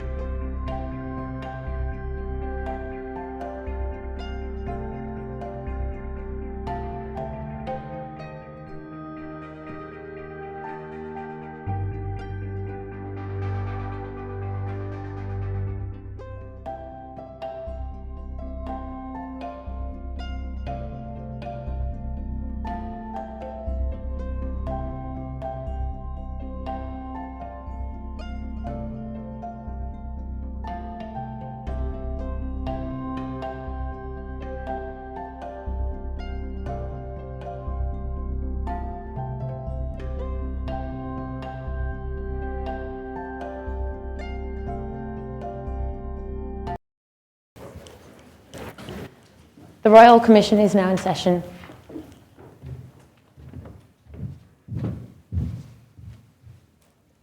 Please be seated.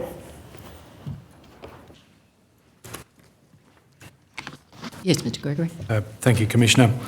The next witness to be called will be called under the pseudonym Amy.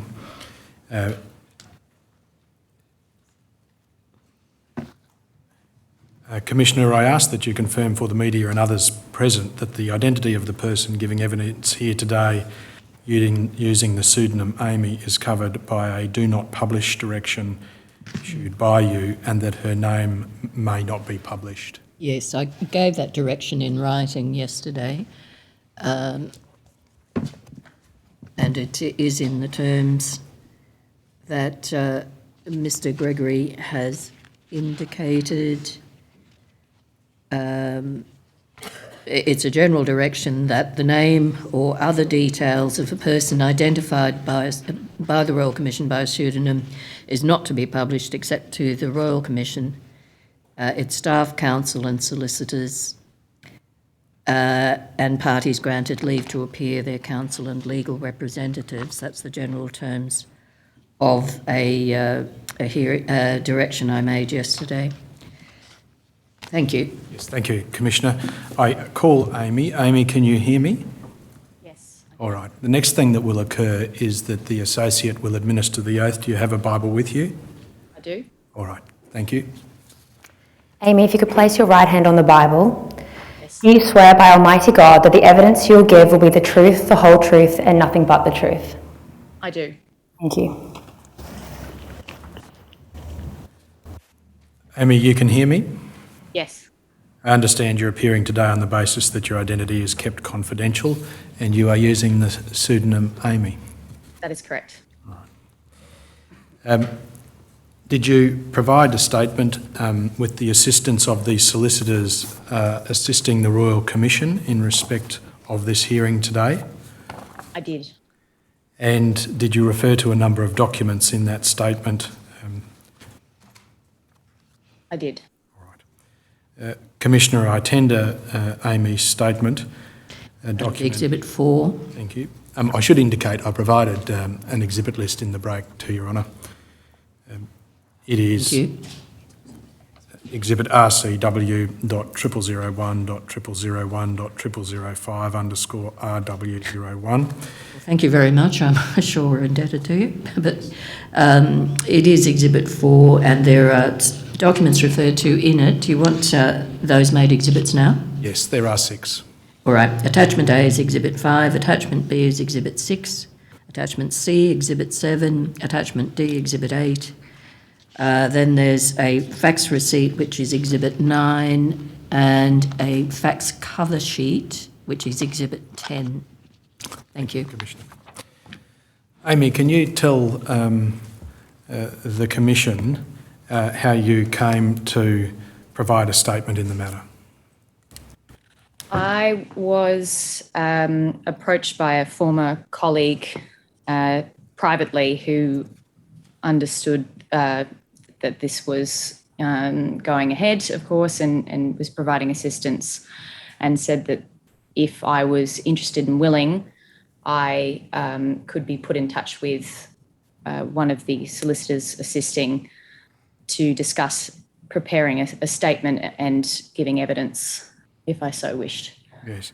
And the background to all of that is, of course, that you had at some point received letters in the Robodebt scheme.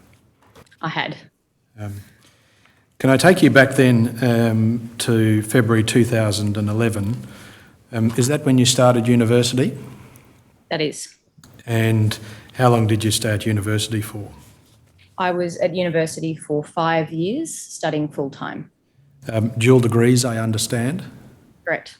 And that concluded, that is your studies or the end of the study period concluded on 27 November 2015. Yes, Now, when you were studying, were you living with your parents? I was. And in the final year of your university studies, did you become eligible for income support assistance as a student? I did. And did you make an application to receive that assistance? I did. And did you receive it? I did. What did you recall about the application process? I recall submitting, I believe it was information, basic information about myself. I believe it was given I'd turned 22 at the time or thereabouts, that I was to become automatically eligible. And I believe I submitted the application without too much trouble to Centrelink and was granted the application soon after to receive those payments. And did you receive those payments on a fortnightly basis? I did, And subject to my income. Yes. And how was the question of your income determinative of the receipt of your payments? So generally there was a threshold that you had to stay under in order to be eligible for that fortnightly payment. You would enter information into the system to calculate your income for that fortnightly period. And if you stayed under the threshold, you would receive the payment. And if you hit the threshold, it would incrementally decrease until you were no longer eligible for that period to receive income support. And the particular type of support payment you received in 2015 was youth allowance? Correct. Now, you've referred to subject to income affecting the amount that you received. Were you working during 2015? I was working on a casual basis. All right. And did the hours that you worked vary from week to week or fortnight to fortnight? Generally, the hours would vary. It would be dependent on my studies and the level of university work that I had. It was only a shift or two, which would be anything from perhaps 4 hours to, if I did a few shifts, it would be maybe 8. And again, it would be just dependent on whether I was able to commit to that shift that week. Do you recall occasions throughout 2015 where the amount of income that you earned affected the amount of benefit that you received? There would have been a handful of occasions which would probably have coincided with either a university break or the end of exams where I would have worked a little bit more. And generally speaking, during the semester, I would be receiving youth allowance. How would you describe the level of attention of detail that you paid towards reporting your income fortnightly? Meticulous. What challenges did that provide you in the course of a variable income and casual work and additional shifts? The fortnightly reporting periods would not, of course, align with when you would work or receive payment. So there was a bit of calculation done on my part to ensure that for the fortnightly period that I was to be paid youth allowance, I would be reporting what I was actually paid. And as I said, it would not always align. So I would have to do a little bit of manual calculation, but I kept records in order to do that. And I would be referring often to, of course, payslips and things. So it took some time, but that was the requirement, to my understanding. Okay. I take it you finished, as you've identified, your university studies in November 2015.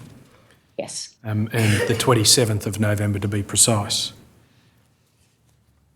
Yes. Now, were you eligible to receive a youth allowance from that point in time? I wouldn't have been eligible in the sense that my income would have increased beyond the threshold as I increased my working hours due to the fact that I had finished university. So I stopped reporting income and claiming youth allowance at that time. Right. And did you at any subsequent time during that 2015-2016 financial year claim any further benefits? No.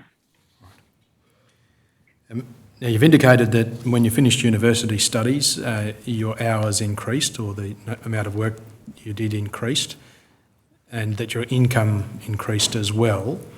Were you aware then of the threshold that was fixed for by which point your income would be reduced from that increased income?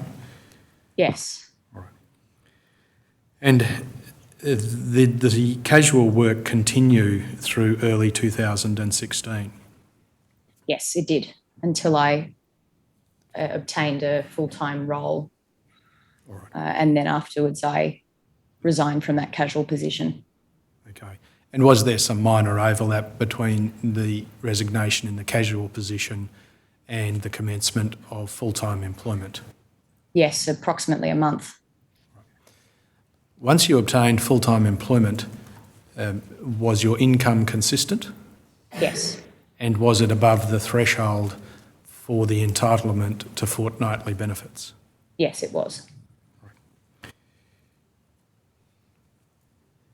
If we refer to the casual employer as employer A, your statement indicates that you earned gross income from that employer in the amount of $10,514 during the 2015-2016 financial year.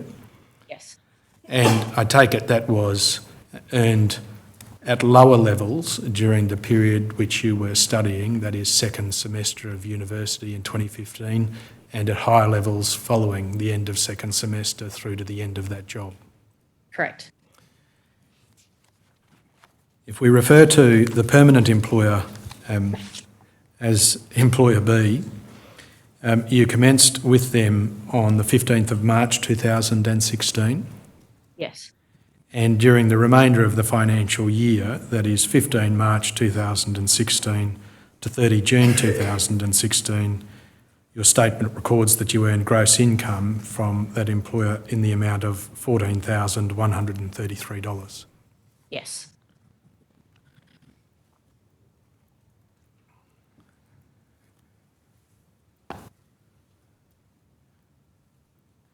At some point, did you move out of your parents' residence? Yes, that would have been shortly following the commencement of that full-time employment. All right. Now, sometime later you received letters from Centrelink. If I could ask that Exhibit 5 be brought up, document ending 0102_RW01.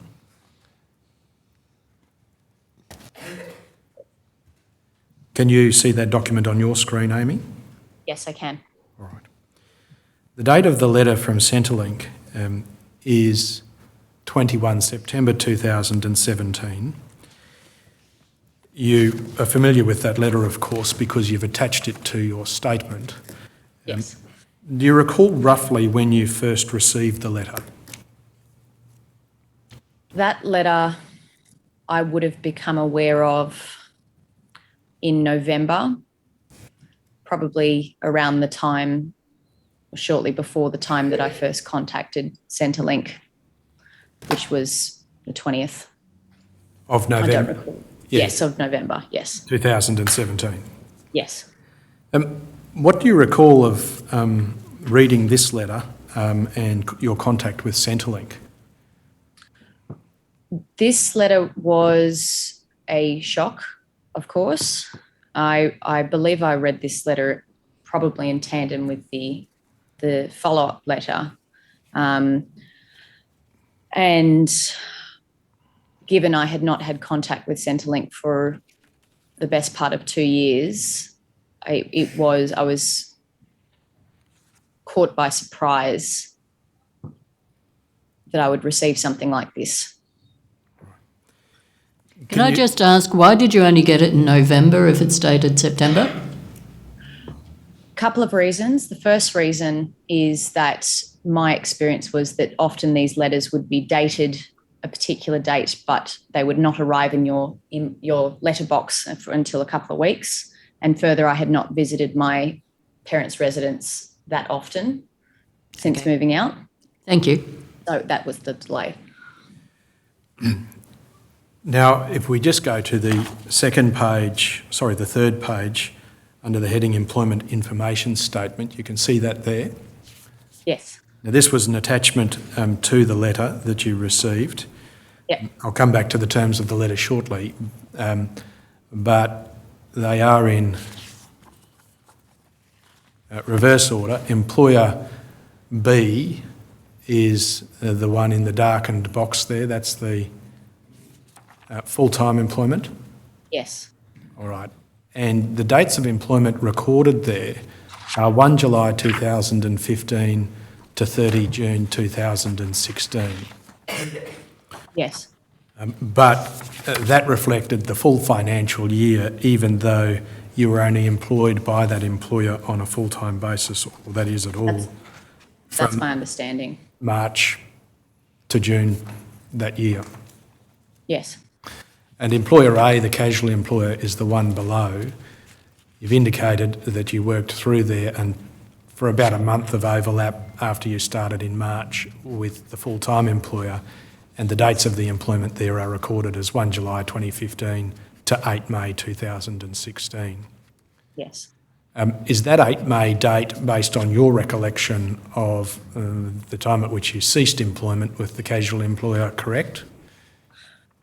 No, I submitted my resignation on the 1st to take effect on the 2nd of April, so 2016. So my suspicion is that was relating to the pay period or the last payment to be received. But I can't confirm that. No, because as you understand it, this is information provided by the employer to the Australian Taxation Office. Yes. If we deal firstly then with the amounts which are recorded there, or at least at this point with the amounts recorded, according to the evidence that you have given, the earnings recorded there in respect of each employer were accurate? Yes. That is, they accorded with your own record of your income from those employers Yes. during the period you were employed by them in that financial year, Yes. even though the dates of employment as they are described in respect of each employer were not accurate. Correct. Right.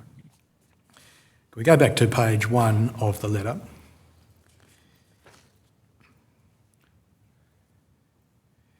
Amy, you can see on page 1 when it's brought up that it's entitled Employment Income Confirmation, and in the first paragraph it describes that we have information from the Australian Taxation Office that we need your help to confirm or update. The employment dates or income details are different to what you told us when getting a payment. Now, if I pause there, did you know whether it was the dates or the income details which were said to be different to what you told Centrelink? I didn't know either way what was different to what I had told them, because to my mind, I had told them exactly and correctly both my income and employment dates. Right. The suggestion there was that there was a difference.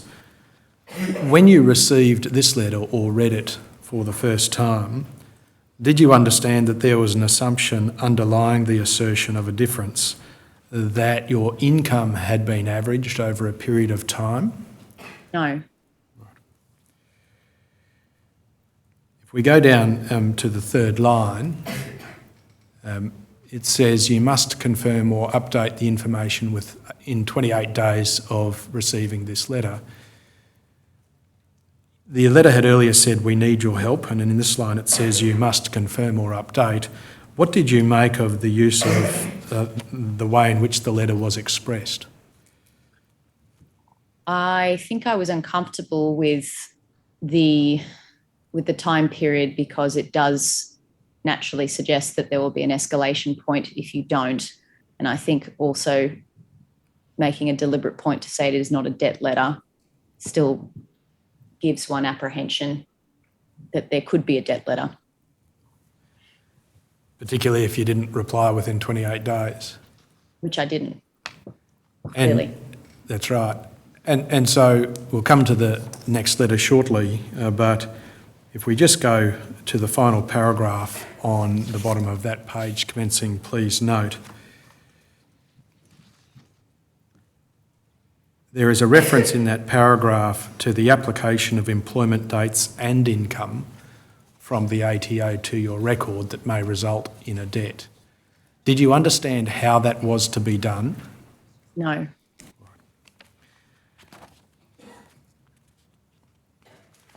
Now, as you indicated, you read that letter which had been sent to your parents' place in about November 2017, at the same time that there was a second letter.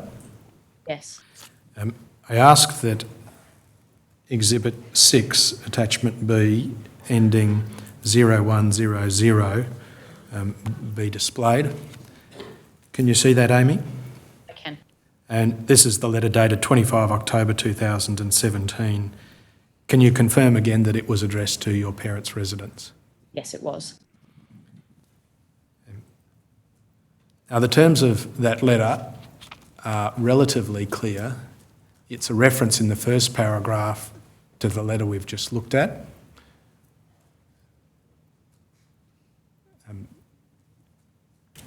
The reference to the second sentence of using your employment information so you get paid the right payment.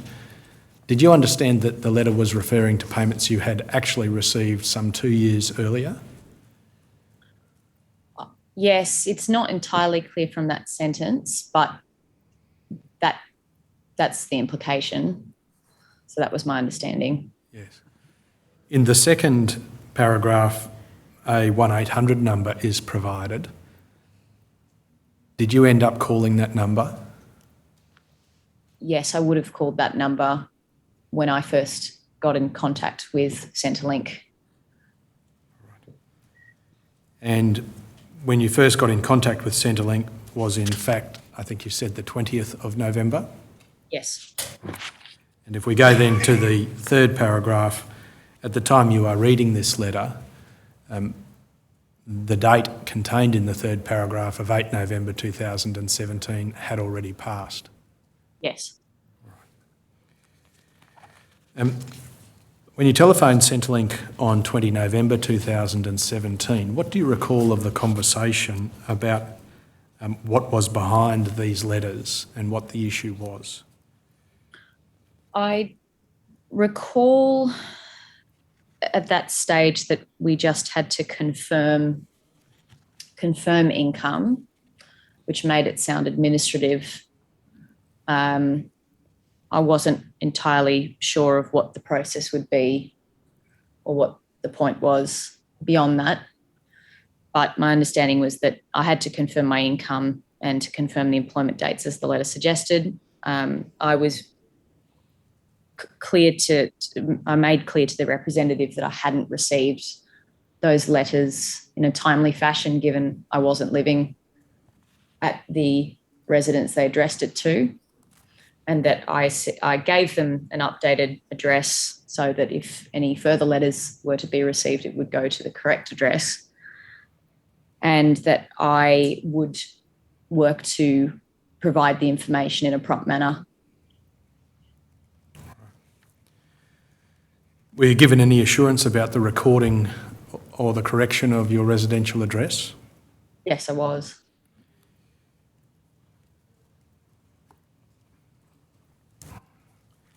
And what action did you take or were you asked to take after that telephone call? The requirement was to input certain data into a web form, which was provided by Centrelink. So that would be confirming dates and figures for both employers during that period. So I was under the impression that I would have to do that, and there was a suggestion of any supporting documentation if required. And so I set about doing that probably either that night or the next night. I did that after work, and I remember inputting that information into the web form, submitting the web form, and being told that I couldn't progress that any further online. Did the online explanation for the inability to progress it contain any details? It simply suggested that there was still a discrepancy and that I would need to either contact Centrelink via telephone or visit a centre to resolve it further. And do you recall the nature of the information that you tried to upload? Yes, it would have been, I would have gone through my pay slips at the time. I remember it took a couple of hours to do so. And I would have input the figures, the employment dates, and I suspect that was it. When you were loading or attempting to load information in November 2017, were your MyGov details up to date? No, they weren't. Had it been They some, weren't. been some time since you had used MyGov? Yes. Yes. So I would have had to, I believe in my statement, I talk about having to correct my information. So yes, sorry, looking at it, I would have done that on the 21st because I had a second conversation with them on the 21st, given my information was incorrect. So that would have included the residential address, possibly a telephone number, and they had to re-verify and give me access or a level of access to the system, which I no longer had, given I hadn't used it for 2 years. Is this is the Centrelink system? Yes, through MyGov. Right. You said that you made a telephone call to Centrelink on the following day, that is the 21st of November 2017. What flowed from that conversation? That conversation was to do with, of course, confirming that they had updated my residential address. I was looking for a bit of guidance as to how to get the information in there, given I hadn't initially been, or I could not initially access the system to the level that they required. And I wanted to obtain a bit more information about the level of information they wanted and to ensure that there wasn't an overpayment, given to my mind, I believe I had reported everything that was required to be reported. Yes. Did you receive another letter then, dated 22 November 2017? Yes, I did. If Exhibit 7 can be brought up, thank you. Can you see that letter, Amy? Yes. So this is a reminder employment income confirmation letter dated 22 November 2017. So this was the day after your second telephone call. Yes. And there was a request for a further telephone call on the 1800 number. Yes. Do you recall where this letter was addressed to? To my parents' residence. Right. And did you take it from that the update you provided on 20 November and again on 21 November hadn't made its way into the Centrelink system by the time this letter was generated? Yes. Right. Did you call Centrelink again?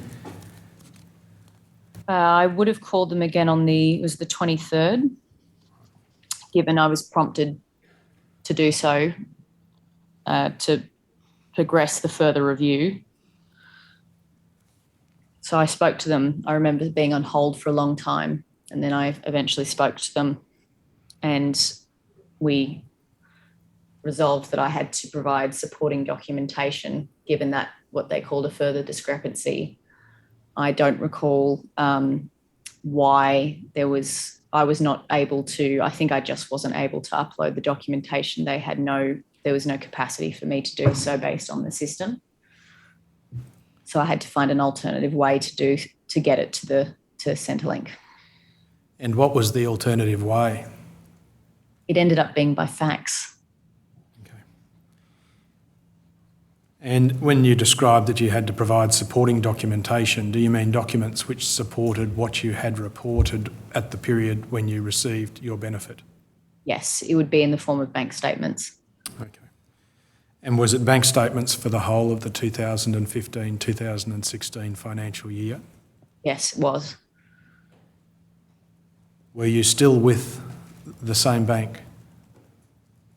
Yes, thankfully. And how did you go about getting those statements? I would have had to, again, in my own time, compile them from, on the online banking portal. I would have downloaded and compiled the statements for the relevant period. And I think it ended up being about 71 pages worth. Okay. The fax machine that you were able to locate to comply with the alternative means of getting the documents to Centrelink, where was that? That was located at my workplace, a common fax machine. And you were able to use that to send the 71 pages of bank statements? Yes, eventually I was. You say eventually, was there initially some difficulty with it? Given I hadn't used a fax machine in a while, given most things had moved to email, it took a bit of experimenting. And the time in which you did this, was that during lunchtimes or after work? It would have been during my lunchtimes, several hours worth all up. Okay. And did it come to pass then that on the 29th of November 2017, that is about 9 days after you realised that the first two letters had reached your parents' place, that you faxed 71 pages of your bank statements to Centrelink? Yes. Did you have a further telephone call then with Centrelink on 6 December 2017? I did. And what do you recall of that telephone call? Given the addresses continued not to be updated, I was eager to ensure that they had received the documentation, as I was also eager to resolve this issue as quickly as possible. So I recall telephoning them to ensure that they had received it.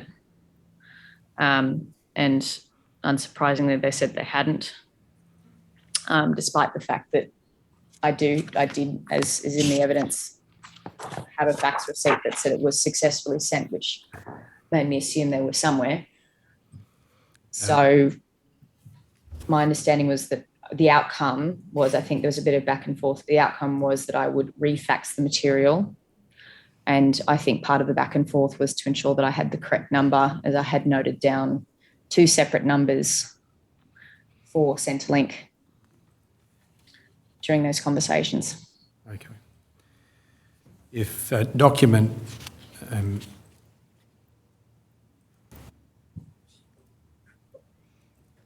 Exhibit 9 can be brought up, ending 0002.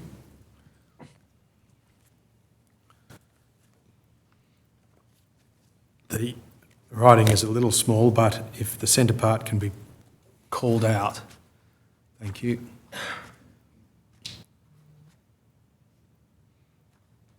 Amy, is this the fax receipt that you retained and printed following the initial transmission of the 71 pages of your bank statements? Yes. And was it usual for you to keep this level of documentation? Yes, that's my personality is as such. I do keep that kind of documentation. All right.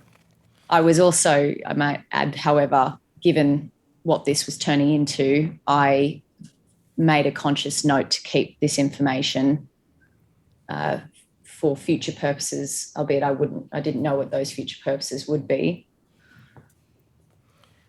If Exhibit 10 can be pulled up, ending 0004. Amy, is this another document that you've attached to your statement dated 6 December 2017, which was the second time you faxed the 71 pages of bank statements to Centrelink. Yes. And you've added an additional paragraph in the centre.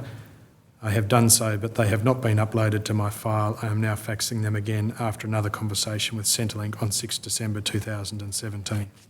Yes. And again, it was your practice to maintain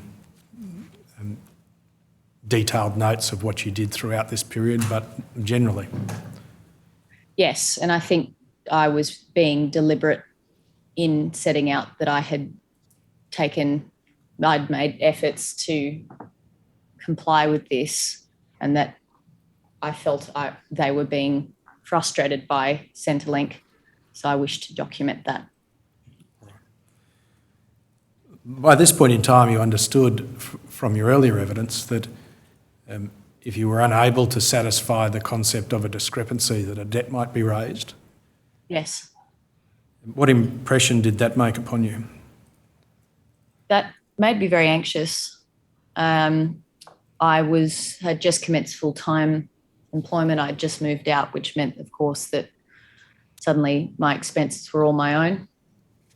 And to have a debt hang over your head is for a young person is a frightening concept.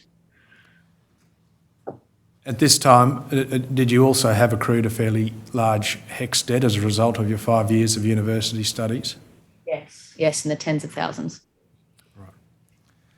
Did you have any indication from Centrelink or the material that you had received or your own records as to what might be the likely size of the debt if you weren't entitled to your Centrelink benefits in 2015? No, I don't think I ever had an indication of what that might be. I assumed it would be in the thousands, but a number was never discussed.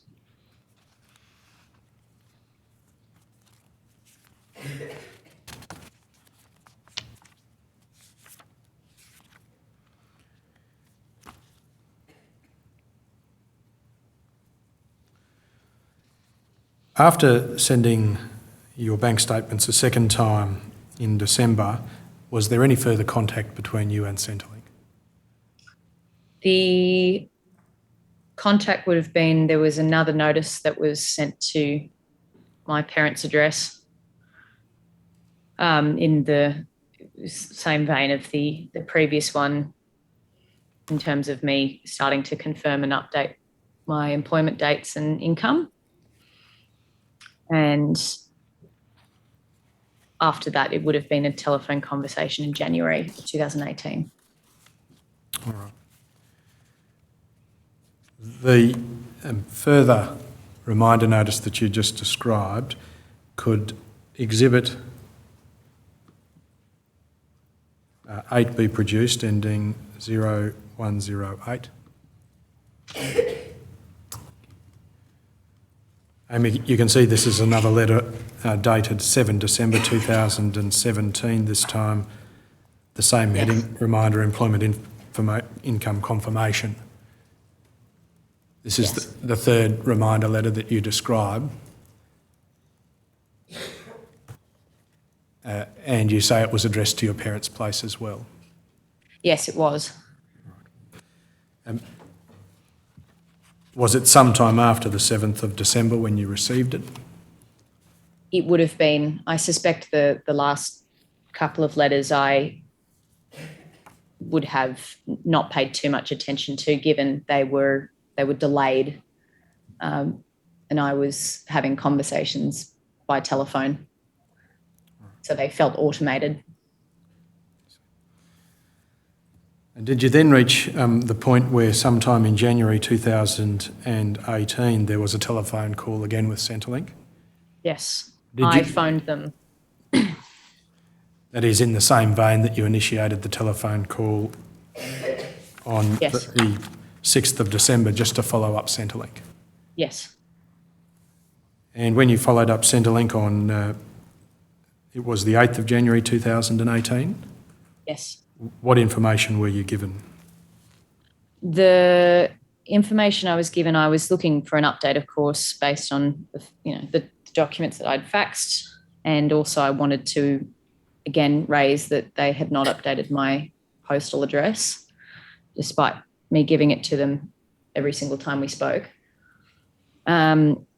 My recollection was, and as my statement suggests, so I'm not sure if it was on this phone call or on a separate phone call, but I believe initially I was told that an assessment was pending, and then a short time after that, I was informed that there was an outcome and that I didn't owe anything. Did you understand that the bank statements that you had provided to Centrelink confirmed what you had told Centrelink at the times when you received income support payments? That's my understanding. And how did you feel at that point? I felt very frustrated. It was a huge waste of my time and resources, to my mind. And it felt like it was really for nothing, as I had been diligent when I initially reported my income, and I had taken the time to do it accurately, and that didn't seem to matter. So I was quite frustrated by that. Did you at any point understand the basis on which there may have been a suggestion of a debt in your case? I think it was partway through the process that I worked out, perhaps it was in December, that I understood the averaging that they were doing, which of course I felt was wrong to apply, and I thought it was it was to apply something like that retroactively, I think is problematic, to say the least. So I worked it out probably about part the way through, and made comments to the effect that to my then partner, that instead of them doing the work and checking this prior to reaching out to me, the onus was put on me. So it was a reverse burden in a way. And the onus was put on you to prove something? Yes. And effectively that proved the truth of what you had already reported to Centrelink at the time that you received the benefits? Yes.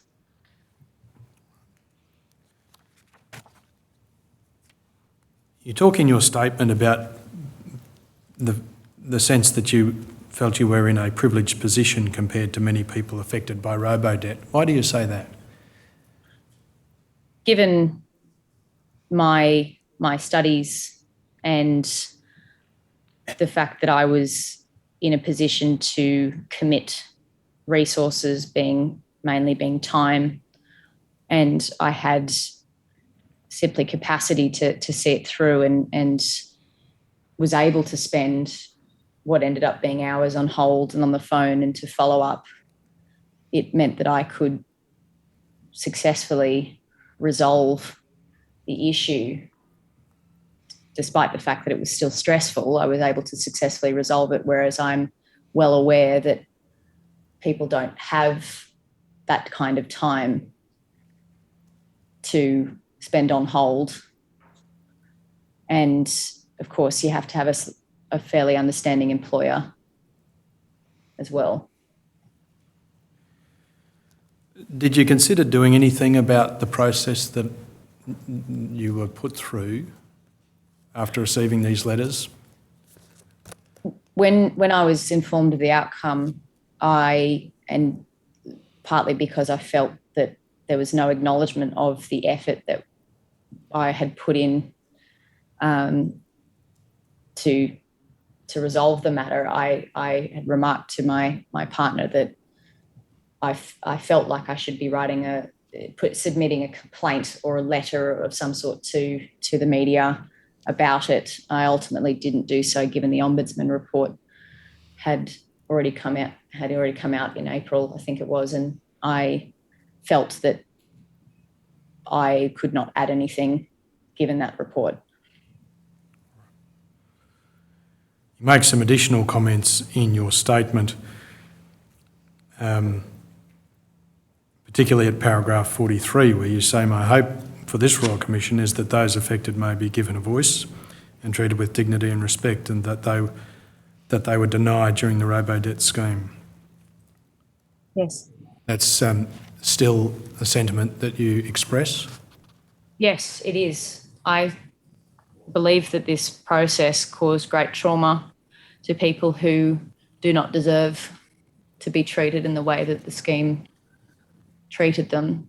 And I think that I was able to get out of this in a relatively painless manner compared to what I believe other people have had to go through. And I think it's an outrageous thing to do to people who are just trying to get about their lives and have a bit of support. Yes.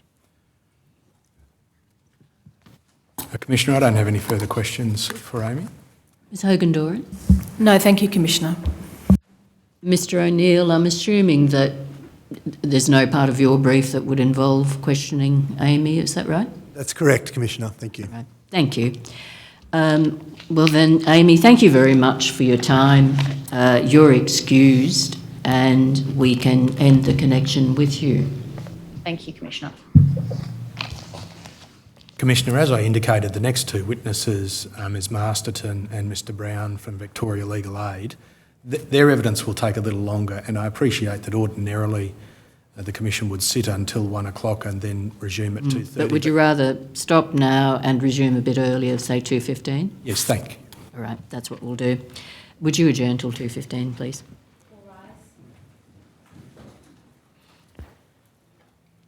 The Royal Commission will now adjourn for lunch and will resume at 2:15.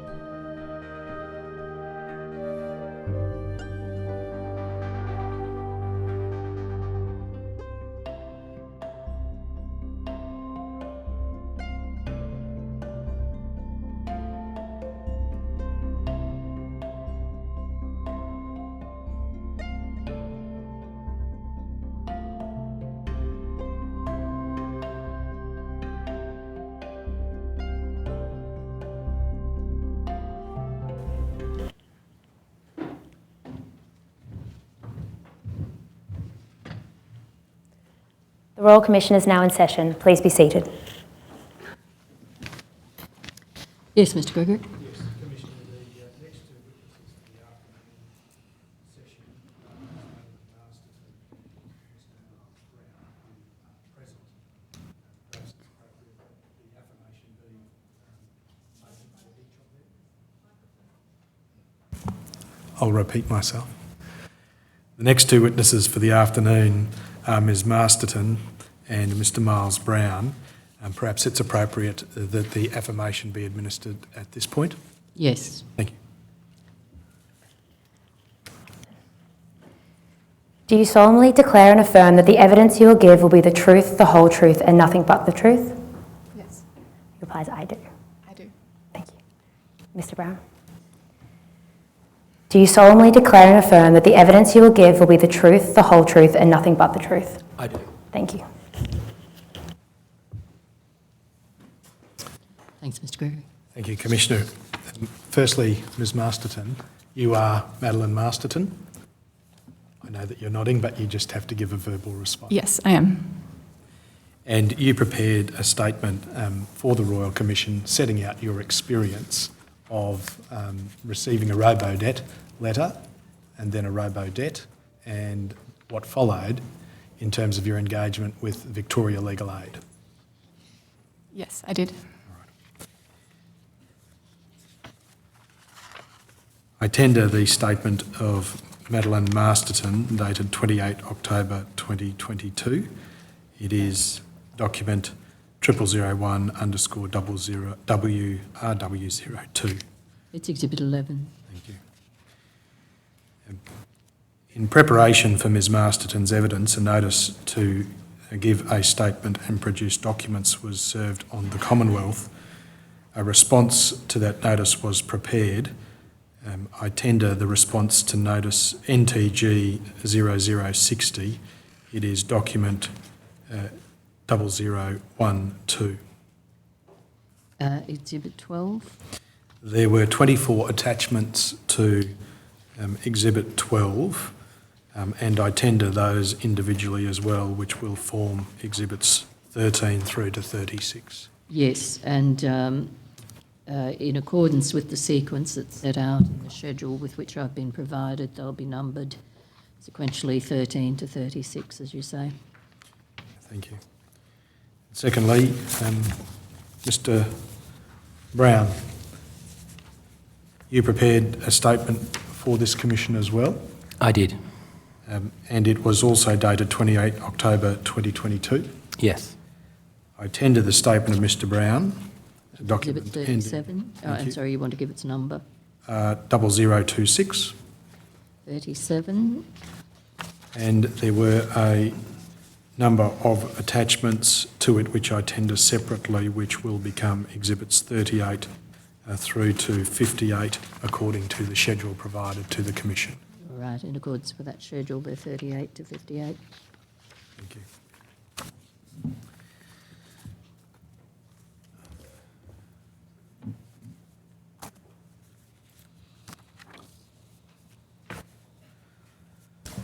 Ms Masterton, there was a period of time when you were in receipt of Centrelink benefits. Yes, there was. And do you recall broadly that period of time? Broadly. Yes. Were you studying at the time? Yes. In 1 or 2 degrees, yes. All right. And you have ultimately obtained a number of qualifications, but the period over which you received Centrelink benefits while you were studying was between 2012 11, I think, Yes. to 12. and for quite some period after that. I think there was 11 and 12, 2011 and 2012, and then again 2014 and 2015. All right. You referred to your studies. You have attained the following qualifications.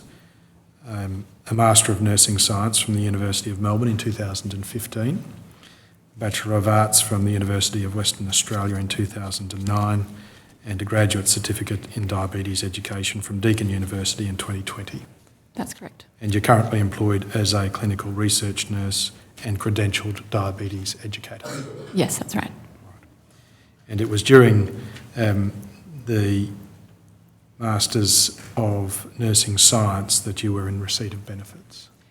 Yes, and the earlier period was a degree that I did not complete. All right. If exhibit ending 6250 could be brought up on the screen.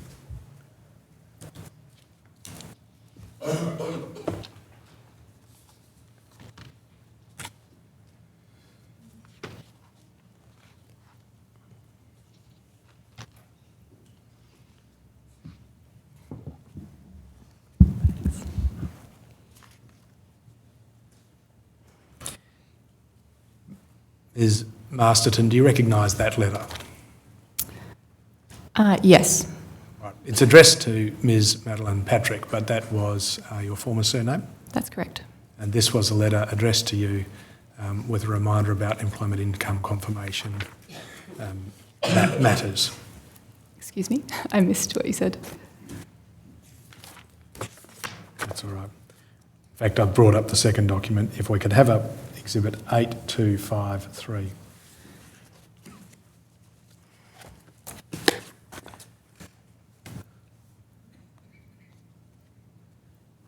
Ms. Masterton, this is a letter dated 8 August 2017 addressed to you under the surname Patrick, entitled Employment Income Confirmation. That was the first letter you received from Centrelink in respect of the process which you embarked on in late 2017 through 2018 and into 2019? Yes, but I don't think it's the first one that I saw. Right. Do you recall receiving this letter? No. Do you recall that there was a time when you logged on to MyGov Yes. and were able to access some correspondence? Yeah, I think there were several letters in the MyGov inbox at the time I looked at it. And this was one of them? Yes. And there were subsequent letters that had accumulated there as well? Yes. And so the time that you became aware of this letter was not in or around August of 2017? No. It was a later period in time? Yes, I think almost a year later. Yes, at least towards mid-July or August 2018? Yes. While the letter is before us, if we go to page 3, you'll see the title Employment Information Statement, and there were 3 employers which were identified by name on that page. What can you tell us about those employers? What would you like to know? Did you work for them? I did. Worked for all 3, yes. Right. And what about the periods of time which are identified there? They appear correct. And the amounts of money? Yes, I would say that's correct. You recall providing this correspondence to Mr. Browne in the course of your engagement with legal aid? Do you mean providing this letter? Yes. Yes, I provided these letters. All right. After identifying that you had a number of items of correspondence, including that one and ones which followed it, in your MyGov account in July or August 2018, what happened? I was a bit shocked to read that I had, at that point, been told that I had a debt of over $4,000. And I was, a bit shocked as to how that could have happened. If exhibit ending 6231 could be brought up.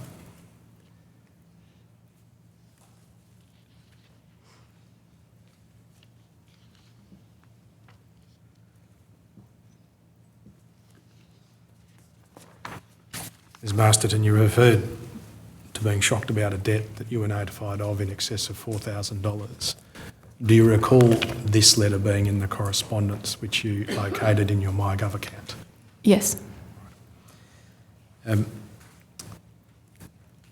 The debt notice, or notice of debt as it's described in the legislation, identifies the date of issue as 12 June 2018 in the top right corner, and an amount payable of $4,094.29.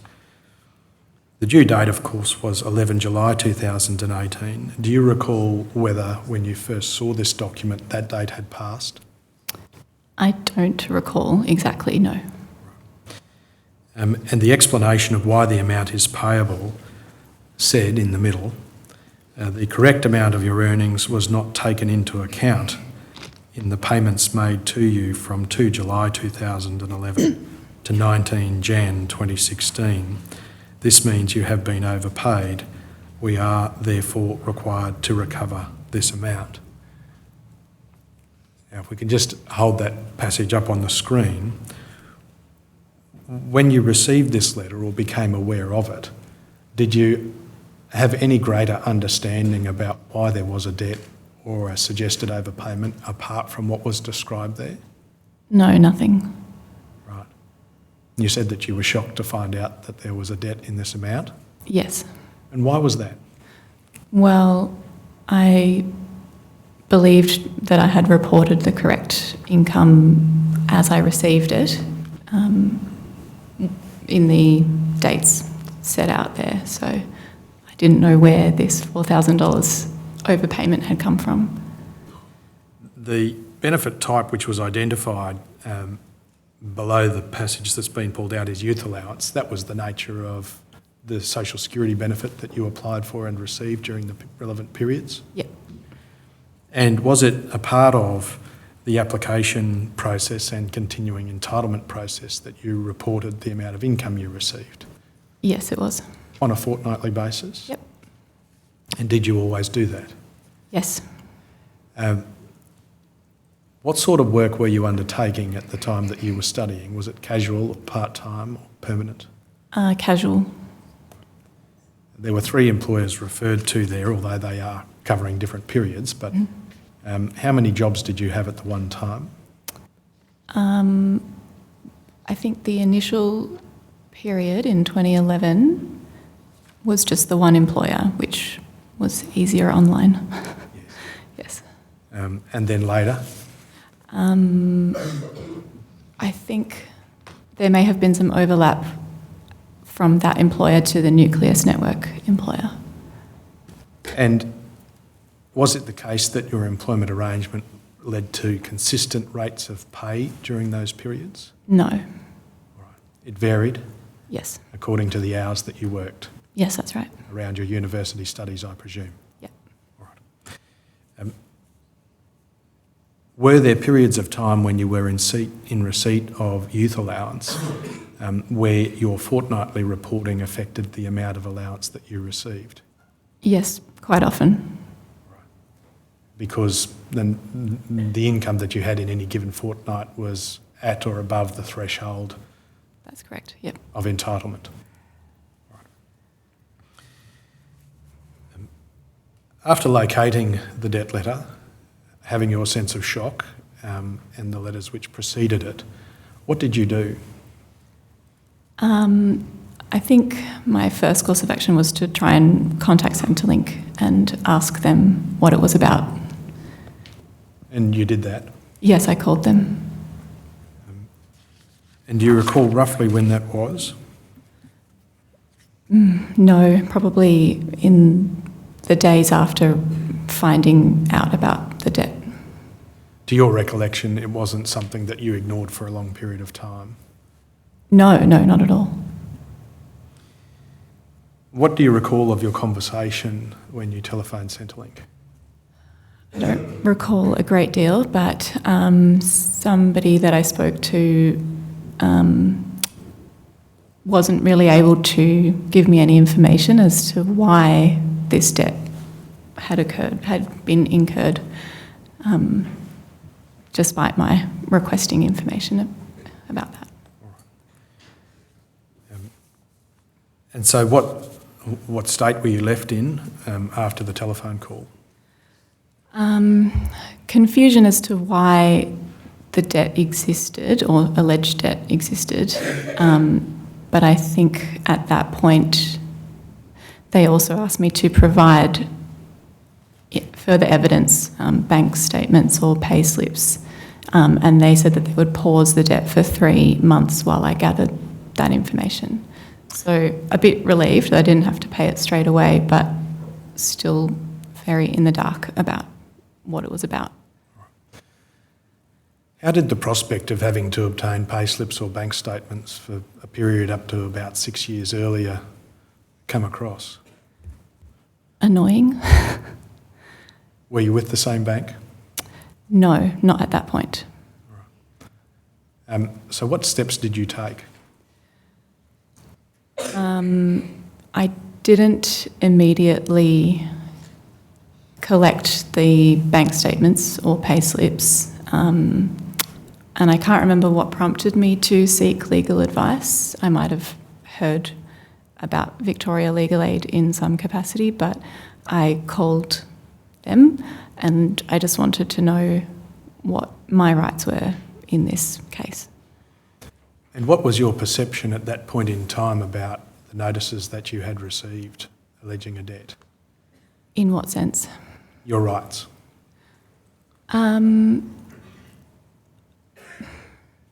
I don't know. I felt like I needed more information before I paid money or underwent the process of trying to get these bank statements. So you contacted Victoria Legal Aid? Yes. And soon enough you had an appointment with Mr Browne. Yes. If I might just pause there. Mr Browne, do you recall the first appointment?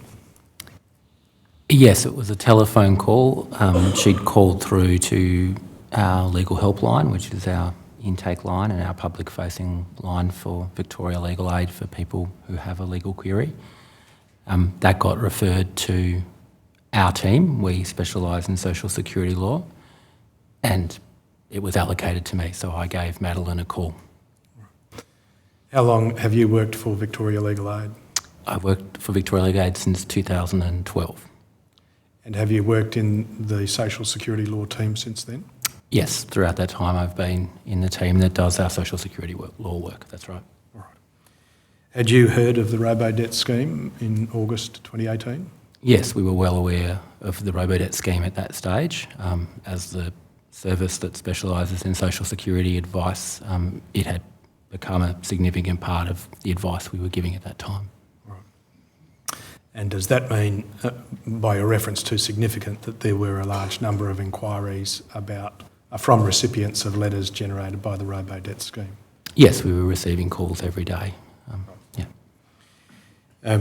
Given your experience in social security law for a period of at least 6 years at that time, what steps did you take after the first telephone conference with Ms Masterton? So I provided Ms Masterton with some initial advice in relation to her options. That included the option for her to request an authorised review officer review, which is the first stage of internal review through Centrelink. And can I just clarify that that is a person within Centrelink itself, designated as an authorised review officer, reviewing the decisions which had been made to calculate the debt up to that point?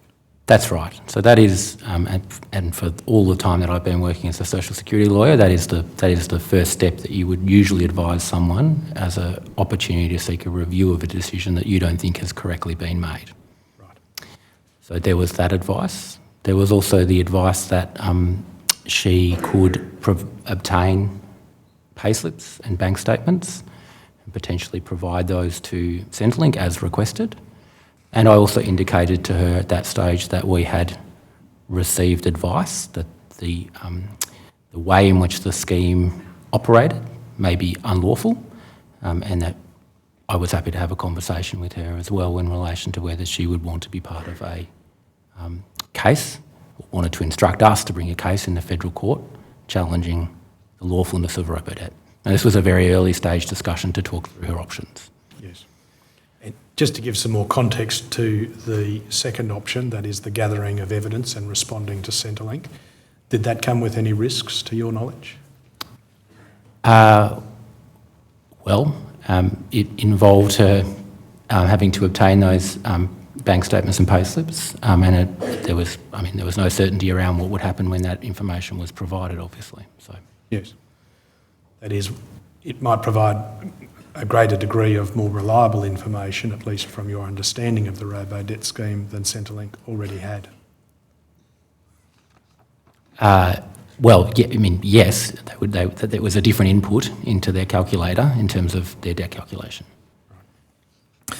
And in terms of the third option that you raised with Ms Masterton, the prospect of a challenge to the legality of the scheme in the federal court, can you give some background to how that works in a legal sense and a practical sense? I'm not sure I understand the question. The process for the challenge would not be something that's Ms Masterton or most people would be familiar with? Absolutely. So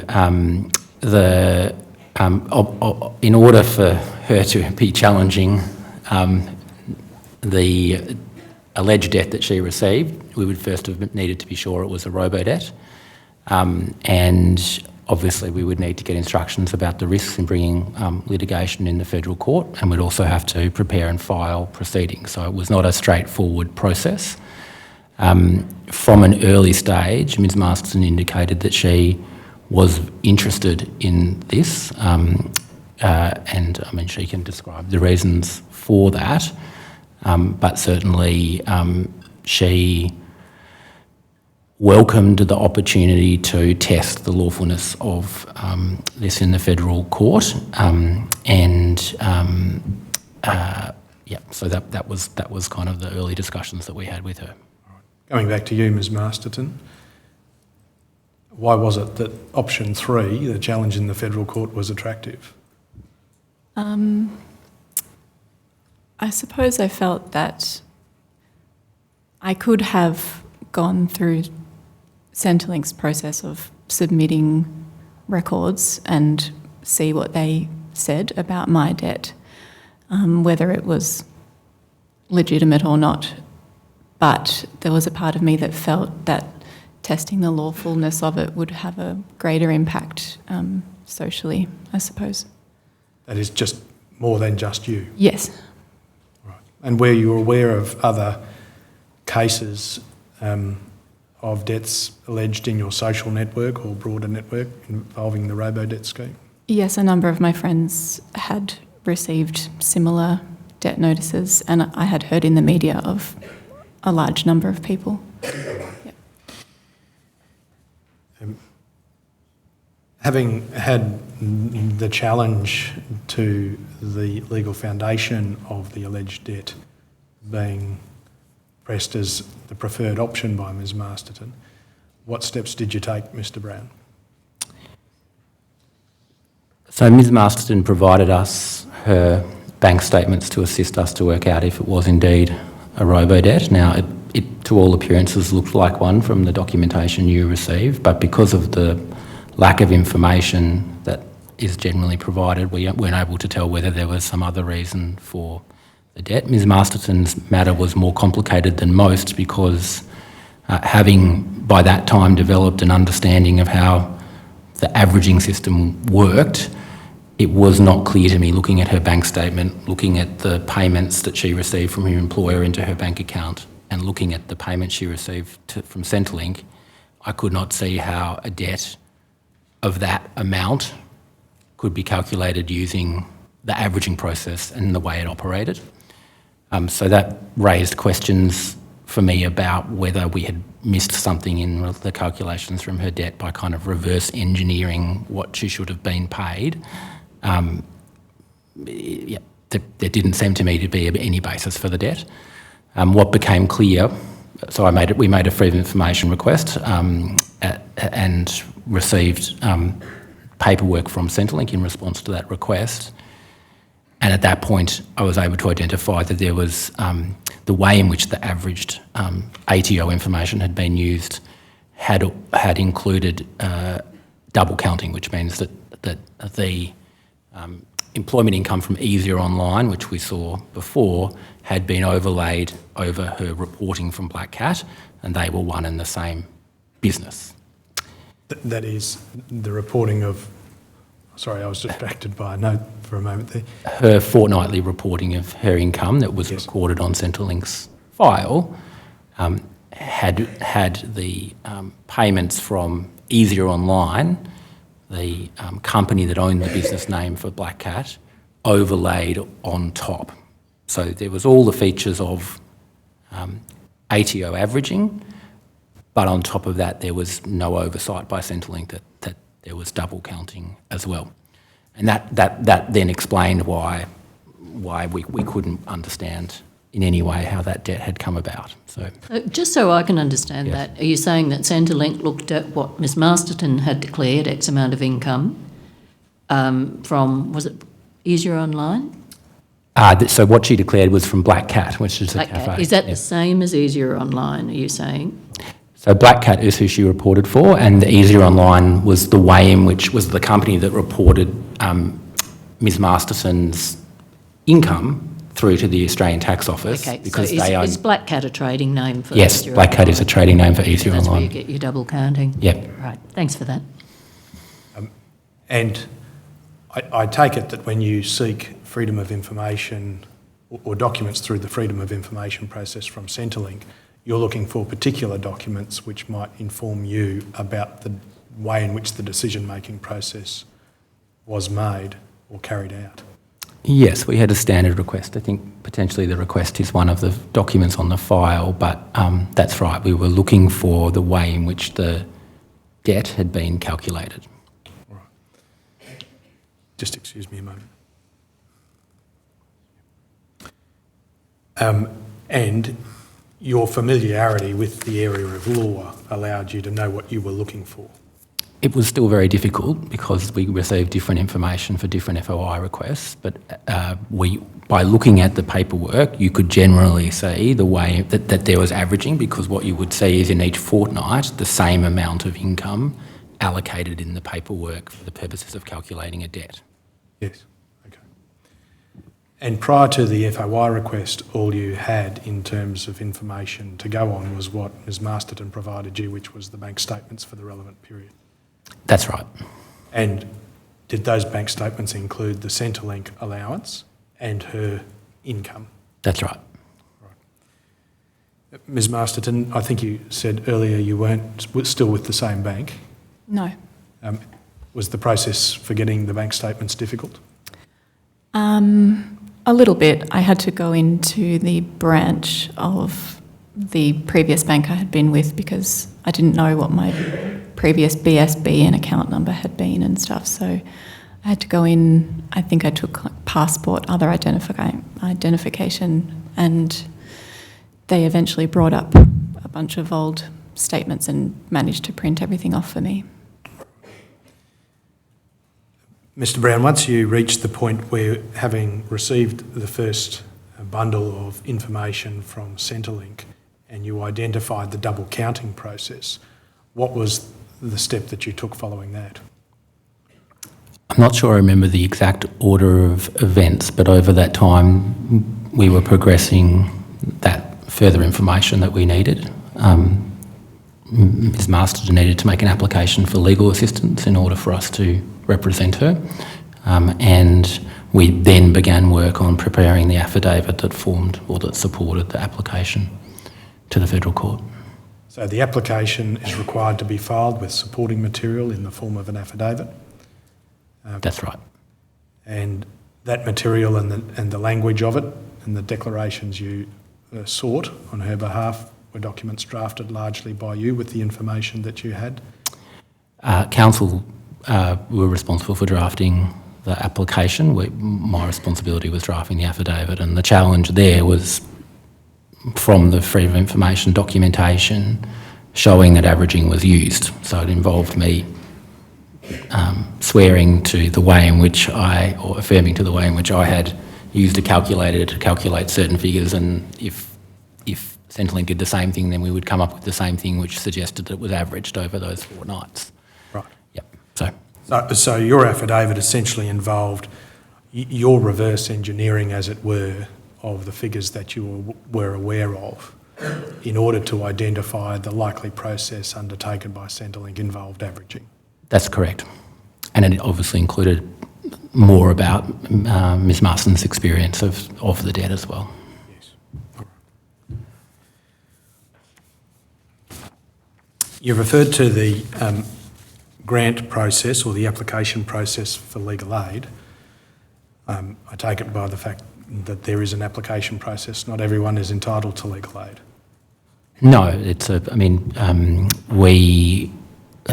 you can read online our processes, but that's right. We're required to assess applications for legal assistance against guidelines. It's a complicated process, and I'm not the decision maker, but that my role is to assist someone to make an application. Is part of the application process a measure of the likely merit of the case? Yes. And had you formed a view at that stage just for the purpose of Ms Masterton's application for legal aid about the merit? It was my view that the matter had merit.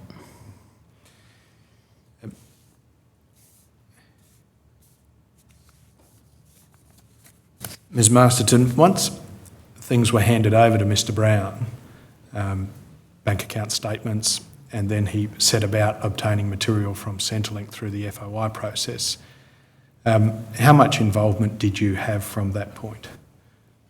Not very much. I responded to calls and emails from Miles and other Victoria Legal Aid people and assisted or gave them more information as they needed, but I think they did the bulk of the work.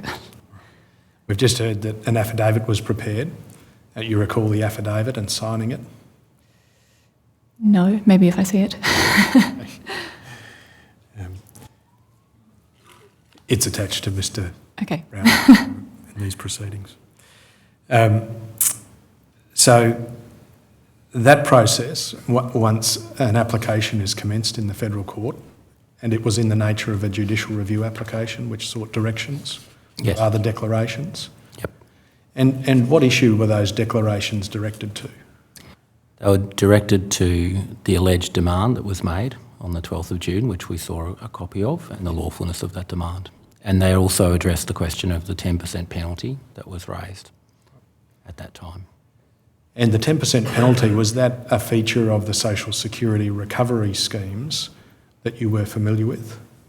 Yes, I had seen 10% penalties applied previously where there was a finding by Centrelink that there'd been a misrepresentation by someone leading to a debt. And Why was then one of the declarations you sought in respect of the 10% recovery fee? Well, we couldn't see how a positive finding of a misrepresentation could be made based on the way in which the debt was applied and the information that was available to the decision maker at the time. Moving then to the filing of material, that happened I think in February of 2019. That's right. What followed then once the court process was initiated? So we filed the affidavit and the application, and within 3 or 4 days, Ms Masterton received correspondence that she forwarded to us from Centrelink. It was a payment notification letter which showed a reduced amount of around $602 that she owed. That is, that there had been a recalculation undertaken? That was what I concluded, yes. All right. In the material that you filed, the affidavit material which was filed in support of the application in the federal court, did you identify the question of the double counting of income from the same employer? Yes, I identified the double counting and described the process of discovering that Easier Online was in fact a company that for which Black Cat was a trading name for that company. And just dealing with that point, was that a complicated process for you to identify? I can't recall the exact number of minutes that I specified in the affidavit, but it was either 1 or 2 minutes for me to do that search. And it involved a search for an ABN or Australian business? It involved an ABN search for Easier Online Proprietary Limited.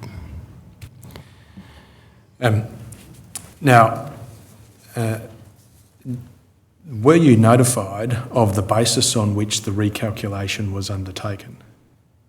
No. Did you make any attempt to find out? When there was a case conference in the matter approximately, I'd have to check the dates.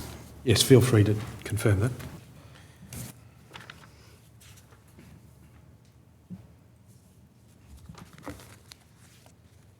So the first case management hearing in the matter was on the 8th of March. And at that time, we were told that by the Commonwealth's representative that the issue of double counting had led to them wanting to, and I'm paraphrasing here, so I refer the Commission to the actual transcript. Of course. To reconsider the debt, and they described the process as one in which they would also remove the penalty and interest. So following, and that was not something that we considered was necessary, because from our perspective we sought to challenge the alleged debt and were not so concerned in terms of the role of the Commonwealth in properly calculating their debt following the allegation that we made that it was unlawful. The court made orders allowing them to go through the reconsideration, and it was after that we wrote to them to seek an understanding of what in fact had already occurred prior to that case management hearing, because the debt had come down substantially, and we wanted to know why. So the sequence was this. The first case management hearing was 8 March 2019, the one to which you've just described. Yes. But before that, on about early February, Ms Masterton had received a letter indicating a recalculation of the debt from a little over $4,000 to about $600. It was a debt saying that was the amount owed. So a letter saying that was the amount owed. So Didn't indicate a recalculation to you. Is that I don't recall it mentioning there was a recalculation, no. It was on the 9th of February, I've just checked my notes. Yes. Did it appear to you at that stage that the reduced debt figure might reflect the removal of double counting of income from the one entity? That was the assumption I made, yes.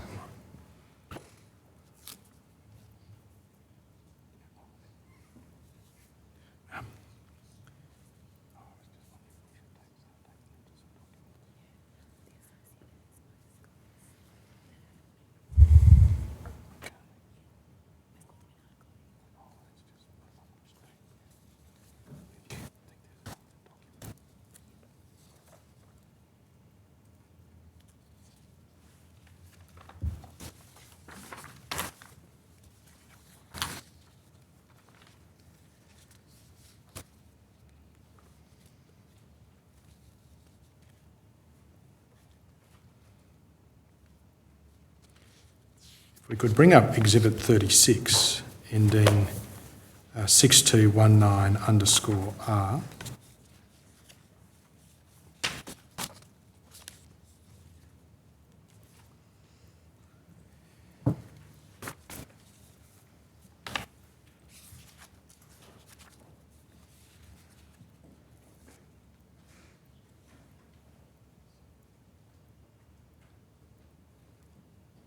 Mr Browne, that's the letter you're referring to, which indicated a different number or a reduced number on the debt. That's the letter, yes. Yes.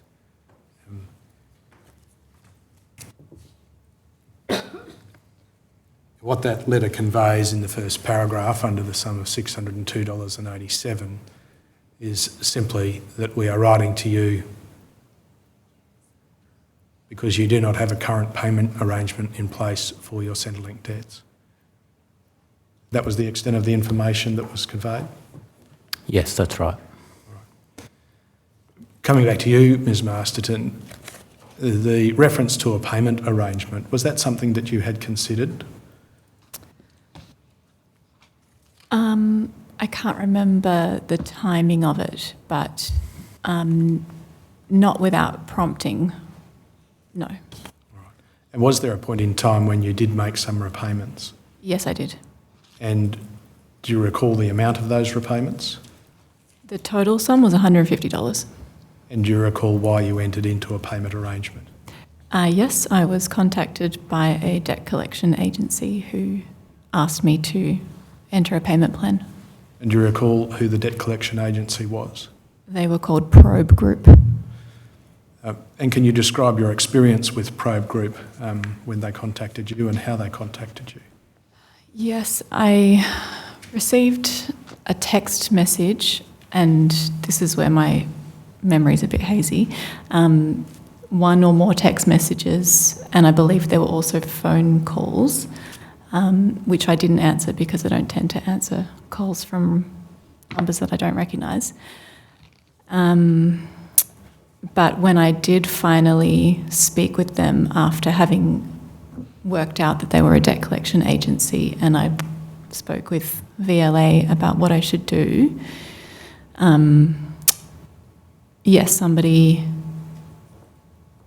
basically asked me to pay so I spoke to them on the phone and they asked me to pay the full amount. This was the $4,000 amount, by the way, immediately. Was your 3-month pause up? Yes, I think this is well after that time. And how would you describe your experience of the contact with the debt collection agency? They were very pushy. When I said I wouldn't pay the full amount immediately, they suggested paying half of it now and half of it in a week. And I said no. And then eventually I entered into a payment plan of $50 a week. But I recall that they asked me at the time what my income was and how much money I had and what my job was, and I should have been paying more, basically. Right. Mr. Browne, did you recall this point in time? Were you involved in any way? Yeah, I do recall. It was when we were in the late stages of preparing Ms. Masterton's case, and I remember her contacting me to say that she had been receiving a number of messages from, and I think the text messages are probably part of the Commission's file, in relation to the debt. They didn't provide any detail around the debt, but that's the assumption we made. I'm not sure. Well, I knew that Probe Group were part of the debt collection agencies that were pursuing Robodebts. And we talked through some options as to how to respond in the context of the federal court litigation that we were intending to bring, and ultimately Ms. Masterton decided on the option of entering a payment plan. Was there some advantage to doing that from a legal perspective? Well, the question that was being weighed up is that the options being given by the debt collection agency would have been to provide, I presume, would have been to engage with the process, which Ms. Masterton considered to be unlawful. So it was the bare minimum while the federal court action continued? That's right. It was Ms. Masterton's decision to enter a payment plan as a placeholder whilst we initiated the proceedings. If we can go to Exhibit 38, which is the originating application 0001, and if that could be called up on the screen, please. Mr. Browne, you're familiar with the originating application? Yes. That's the front page of it. If we could go to page number 2, please. And we can zoom into the title there and of the parties, the applicant and respondent.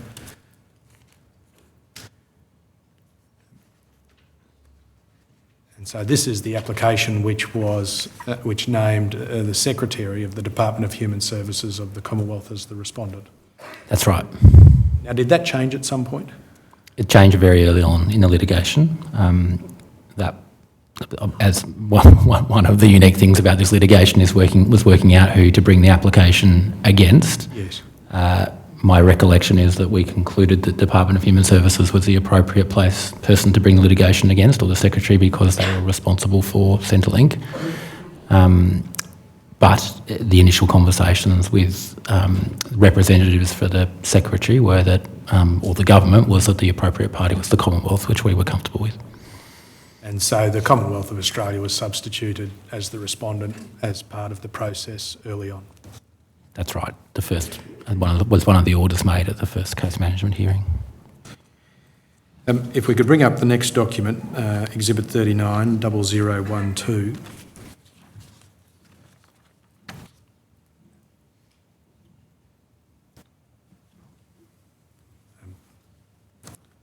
Sorry, before I do that, can we stick with the previous document, the originating application 0001? Thank you. And if we can just go to the next page and call out items 1 to 5. Thank you.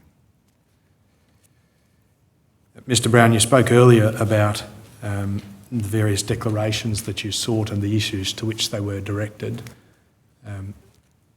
These 5 paragraphs specifies the terms of relief that was sought in Ms Masterton's case in the Federal Court.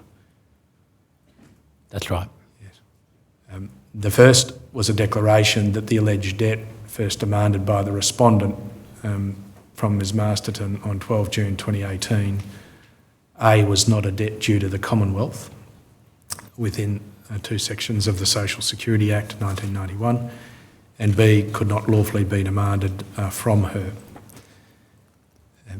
The second is the declaration relating to the 10% penalty, which I think I referred to as a recovery fee, which was added on the 12th of June 2018 as not being validly imposed under section 1228 capital B of the Act. And you described the reason for seeking that relief as well. Yes. In respect of point 2, or the second declaration that you sought, you identified a category in your experience of recipients who had misrepresented income to Centrelink in the course of receiving benefits. The section 1228 capital B creates a couple of scenarios in which a recovery fee can be added, and one of but they all appear to hinge on the basis that there is a requirement to give information in the first place. Yes, that's right. I talked about the second limb, but the first limb is where persons fail to provide, a debt arises from a person, and I'm paraphrasing, a person's failure to comply with a lawful obligation to provide information. Yes. Did you at this point in time have any advice or information about whether there was a lawful obligation created by the letters that had been sent to Robodebt recipients? That is, an obligation to respond as a lawful obligation? I can't remember if we had advice, but my view at the time was that there couldn't be, because the Social Security Administration Act provides the framework for sending demands for information. So it made no sense to me that these requests for information could fall within that category.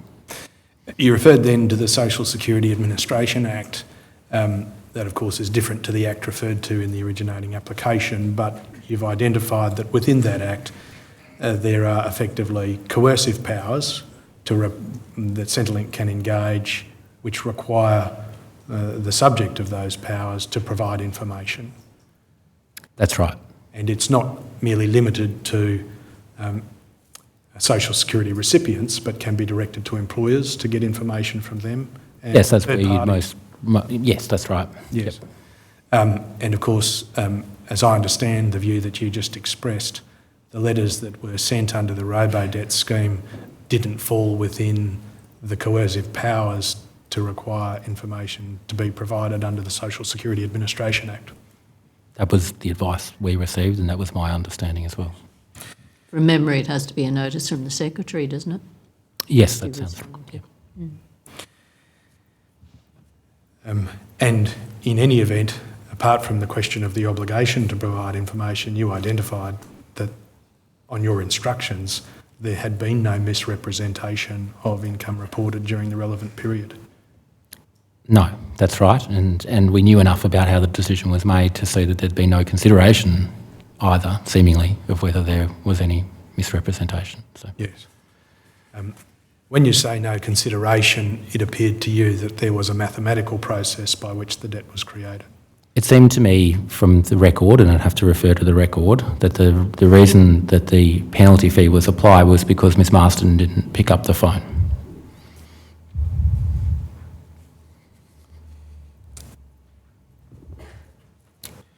And didn't reply to the correspondence that she can give evidence about her knowledge of.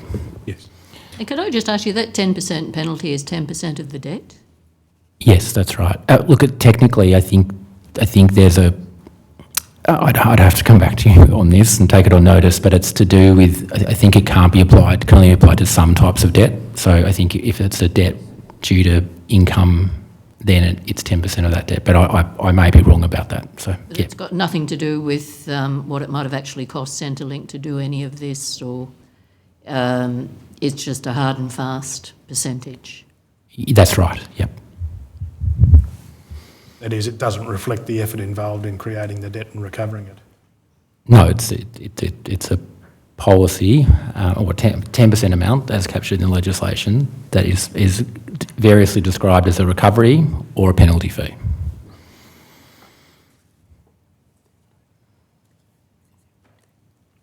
If Exhibit 39 could be brought up, I'm back on track. 0012.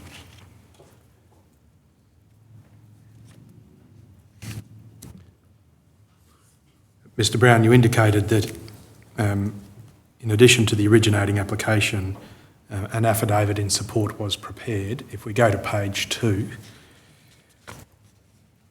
we can see that this is an affidavit in the middle there by you, dated 4 February 2019. Yes. And this was your affidavit in support of the various declarations that you sought in the previous exhibit. It was. Can I get down to some nitty-gritty? What's involved in preparing an affidavit of this size in a federal court proceeding of this nature? Well, it was clearly an unusual application. I think one of the challenges for us from memory is that we needed to show that there was averaging used to calculate the debt, because the Freedom of Information documents themselves don't evidence that. I mean, they evidence it, they don't say that that's the process. So there was no clear way to say how the debt was calculated except by showing how it was calculated and then asking the court to make an inference that it was calculated using averaging, effectively. And so that was one of that was the key challenge. The other challenges were the usual challenges with preparing an affidavit, which was setting out the facts that we thought to rely on. So. Right. And ensuring that you covered everything that needed to be covered. That's right. In order to substantiate the relief that you sought. That's right. The document, your affidavit, I think, runs to about 73 pages. Does that sound right? I think that must include the... Annexures? Annexures, yes. Yes. What time cost is involved in an affidavit like this, or was involved in this affidavit?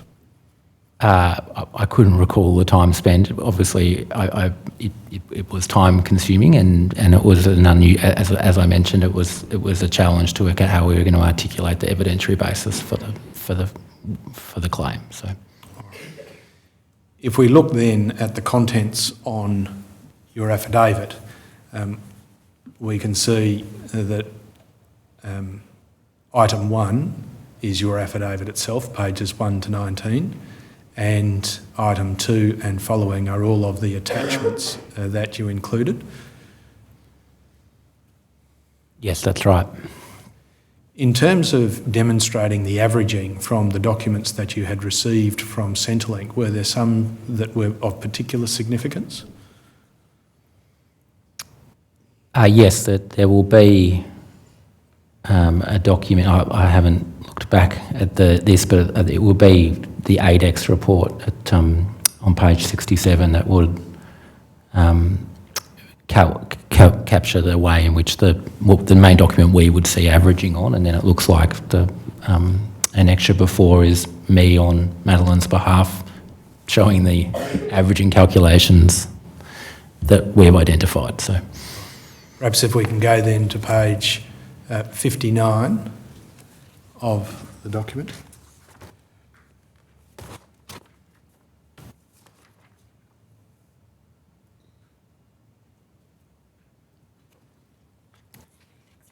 Oh, sorry, 68.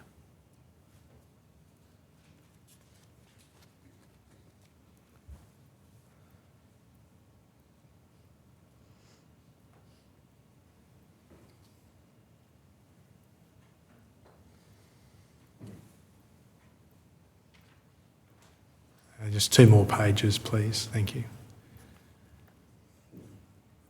All right.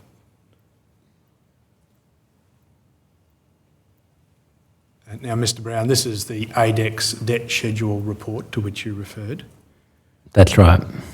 This was the document that you received, or one of the documents you received from Centrelink in the Freedom of Information request. Yes, And from this document, you were able to identify that a process of averaging had been applied. yes. Can you explain how you were able to do that? Yes, we had to draw out for each of, because you can see there's an overlap in the averaging, so there's some telltale signs in the main column we're looking at is the apportioned actual income, which shows the way in which income has been apportioned from the ATO information for each of the employers. And that's the column in the centre under the heading customer. That's right. Yes. And without referring back to the affidavit, the challenge was that we have in each of those figures, we have the reported income, which varies, the declared income. Overlaid on top of that, we have the averaged income for each of the employers. And so the task here would be to extract the declared income, average out the income for each of the employers, and kind of reverse engineer how that must have been overlaid to create the overpayment amount, which you will see in the column here. Now, it wasn't, we made an assumption from memory that the overpayment amount, we didn't go into the calculations for the overpayment amount. We looked at the input, which was the apportioned actual income, and worked out how that figure had been come up with, and sought to show it was by adding the averaged income to the declared income from Black Cat. Right. So you can see here that for the top one and the apportioned actual income, you see 836.03. Employer AB, they've added, for Madeleine, they've added Black Cat to Easier Online, and that's how you get that figure. And the Easier Online figure, I presume, remains at the 408.53. So Perhaps if we can just put those columns back into their place.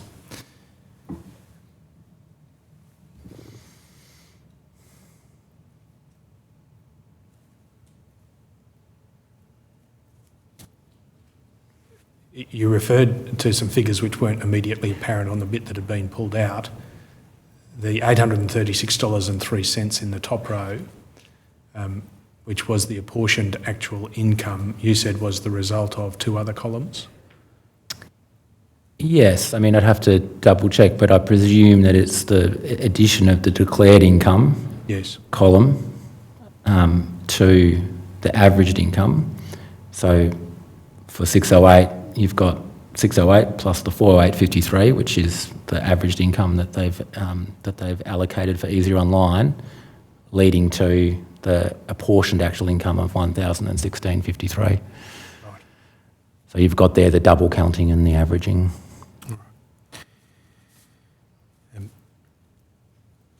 So you prepared the affidavit, and the usual process then is that there is a case management hearing in the federal court. That's right, yes. Guide the process from there and identify what issues remain live, and whether the matter has substance, or whether it will be conceded. That is, whether the contest has substance or whether there is ultimately no dispute. That's right. I mean, there was a range of things to be determined at the case management hearing, but that's right. All right. Now, if we go to Exhibit 41, 0020, this is the transcript of the case management hearing on 8 March 2019. This is the one in which you described earlier that there was a request to recalculate. That's right. And we might just bring up that passage.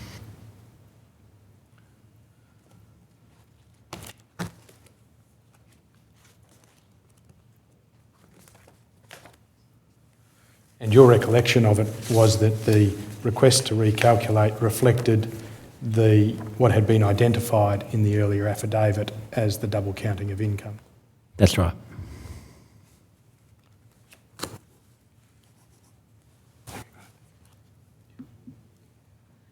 If we go to page 003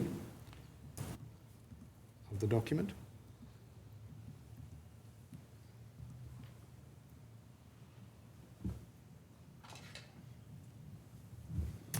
And if the passage at the bottom commencing Mr. Ensby about line 37 can be called out.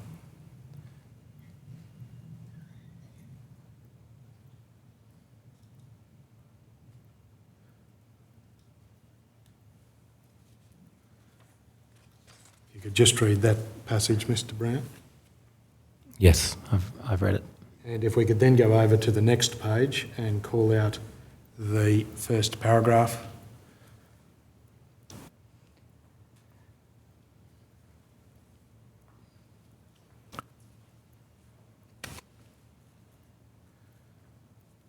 What was placed before the court by the representatives of the Commonwealth was the proposal to recalculate, withdraw the penalty and the interest related to that and recalculate it? Yes, that's what I understood the proposal to be. Yes. But to be clear, Ms. Masterton, you had received correspondence from Centrelink indicating a much lower figure of a debt prior to this case management hearing. I believe so, yes. And that was the chronology as you understood it as well, Mr. Browne? Yes, the letter was received on the 9th of February. That document can be closed, thank you. What's your recollection of what followed from that point, Mr. Browne? There were two things, primary things occurring after that point. So the Commonwealth sought to engage with Ms Masterton around the process around, through her legal team, around the process of the recalculation. And they provided Ms Masterton an opportunity to provide 8 types of document that might assist, that were to assist with the recalculation. Those were predominantly employment-related documents, including letters from her employer, pay slips, that type of thing. They're all in the material. Yes. And correspondence from us back to the Commonwealth on Ms Masterton's behalf, trying to seek an understanding of why these documents were required when we understood that the purpose of the recalculation was to remove the double counting. And then there was a second theme from memory to the correspondence, which was around trying to understand what the earlier calculation was about and seeking an understanding of what the basis for that reduced amount was in February. Dealing with the latter point first, yes. Were you able to ascertain either from the department or through the process of engagement with the Commonwealth representatives how the lower debt amount had been arrived at in February? They were not able to provide Ms Masterton with an explanation of why that debt amount had been removed, or they did not. And the correspondence is part of an affidavit from Joel Townsend, but they advised Ms Masterton she could ignore that letter. Right. In correspondence. Going back to the first point then, the first theme you identified, where about 8 categories of documents were sought from Ms Masterton by the Commonwealth. Did you give any advice to Ms Masterton about how to address a request that she provide a volume of material to the Commonwealth while litigation was on foot? We would have detailed the options. I think at that point the issue for Ms Masterton was the same issue that had begun from the start, which is the challenge around what the processes that they use to initially calculate the alleged debt, or does she want to provide the information in order for them to properly calculate the debt, if indeed there was one at all? So, yes. Ms Masterton, coming back to you, I take it you elected not to provide the information? To Centrelink directly? Yes. That's correct, I did not. And elected to proceed with the litigation, that is, maintain the challenge to the lawfulness of the debt? Yes. Why did you take that option? Because I wanted to see the process through. I suppose we'd come this far, and I wanted to test it.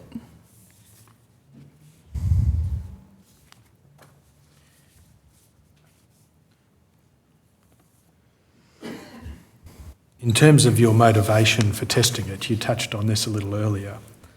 Are you able to elaborate on this point about why you persisted at this time? I think like I said previously, I could have paid the debt if it was legitimate, or I could have gone through Centrelink's process, but I felt that could potentially clear my debt, but it wouldn't have a bigger impact in terms of everybody else that had been given these debts. And we had the opportunity, I suppose, to try and prove that it was unlawful on a great scale. So I wanted to do that.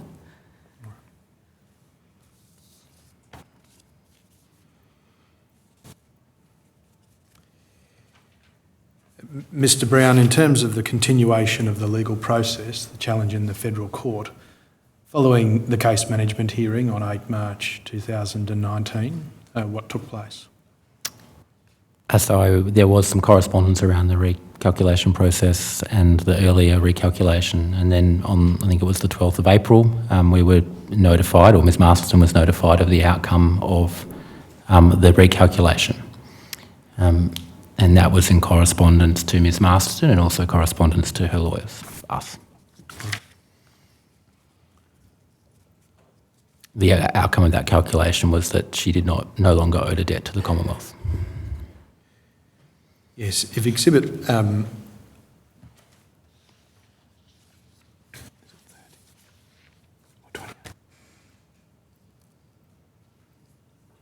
Exhibit 29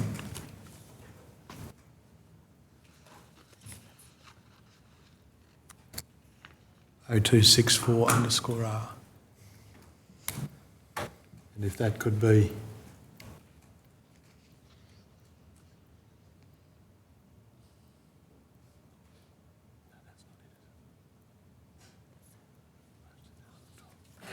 sorry, wrong year.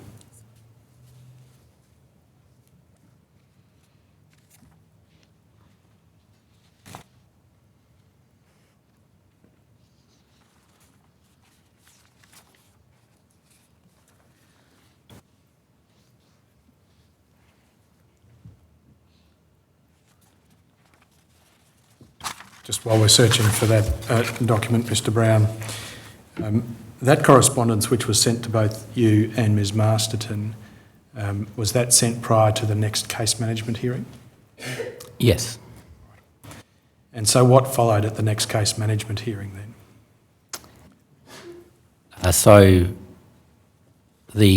In providing the correspondence, the Commonwealth raised the question of whether there was, or took the view that there was no longer utility in the application that Ms Masterton had made. And at the case conference hearing, there was a conversation initiated by the Commonwealth about whether the matter should be dismissed as there was no longer a debt. So at that point, the matter shifted from a question around the lawfulness of the alleged debt that was claimed from Ms Masterton to a very different question around whether or not there was a matter for the purposes of the Judiciary Act and whether there was any utility in the relief sought because Ms Masterton no longer had a debt. Can I just ask, Mr Gregory might have been coming to this, but how did they get rid of the debt? If no new information had been provided, what was the justification for getting rid of the $600 debt? Commissioner, the justification communicated was that they accepted the comment in my affidavit which said that Ms Masterton, to the best of her recollection, reported her income correctly. Well, they could have accepted that when you filed the affidavit, presumably.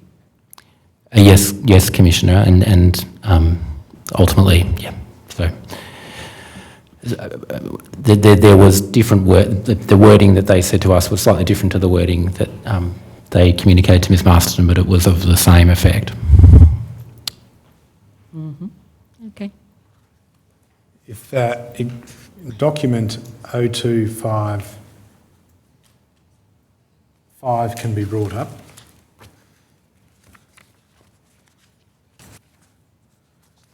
Exhibit 27. I think.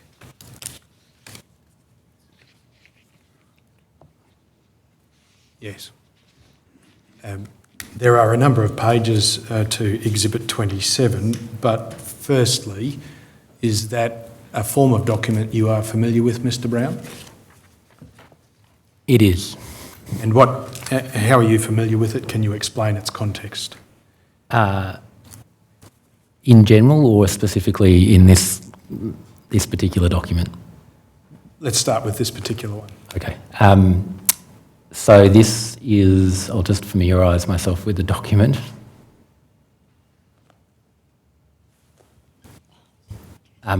This is a document record from Centrelink's system. We frequently make freedom of information requests, and this is a record of entries on a person's, as far as I understand, entries that are made into a person's record, and you will see, they can be quite confusing, but you'll see that there's various references and abbreviations and that type of thing. So, all right. Did you obtain this document, which relates to Ms Masterton's case, from Centrelink? This document would have been, but I'm just trying to work out. It seems to relate to Gordon Legal. Perhaps if we can go to page 0259.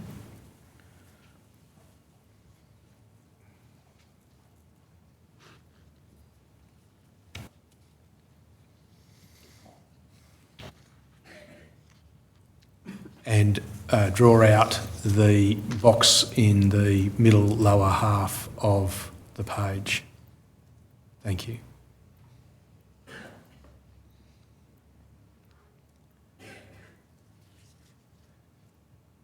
Mr Browne, you can see in the top left corner there's a date of 8 February 2019. That's right. Ms Masterton's name, and there is a body of text which is contained in the document. The last line of it says calculated using multi-cal. Is multi-cal something you're familiar with in your experience?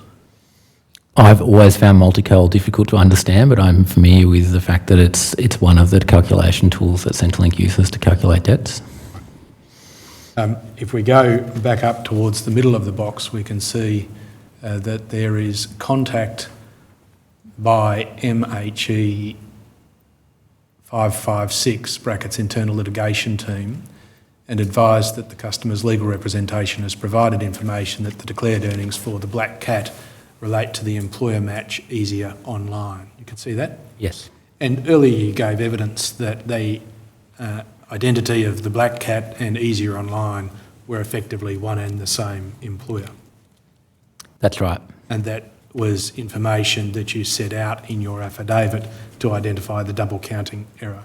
That's right. Right. And that affidavit was filed, as you said, on the 4th of February 2019, and this entry is dated 4 days later, where it concludes that the record has been reassessed to reflect those changes. Multical has been conducted due to LMTD preventing ADEX producing the correct result. And there are various assessment points, but if we head down, we can see debt dates, 27 August 2011 to 9 March 2012, debt amount $748.26. Do you see that? I do. Ms Masterton, you gave evidence earlier that you entered into a payment arrangement plan and paid off approximately $150. That's correct. And we saw earlier the exhibit which calculated the new debt amount at approximately $602 on the 9th of February, I think it was. Yes. Right. So this record of Centrelink indicates to you, Mr Browne, does it, that on the 8th of February 2019 the double counting recalculation had been undertaken and was the cause of the lower debt figure, or That's right. led to the lower A debt record of a decision, as far as I can see, Yes. to recalculate the debt and remove the effect of the double counting, Yeah. and also remove the recovery fee. Yes, that's the second last line. The 10% recovery fee was removed because, as this document records, Ms Masterton had now engaged with the department and the review. Yes. And the engagement with the department, did you understand that to be a reference to the federal court proceedings, or was there engagement outside of those proceedings? There was no engagement outside the proceeding, no. If we can go to the previous page of the document, it's in reverse chronological order.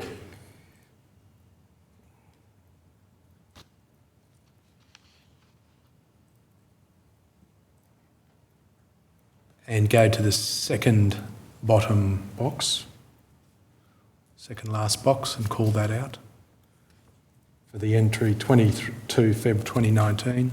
Thank you. Now, again, a similar entry a couple of weeks later, which identifies in the text column, or the EXT detail line, there's a federal court appeal in prog, which presumably means progress. And then the text indicates that Centrelink Specialist Officer actioned the record on 22 February 2019 regarding a general inquiry for appeals. Information was obtained via internal document created by QY4 on 22 February 2019. And then it records customer is appealing against a debt decision in the federal court.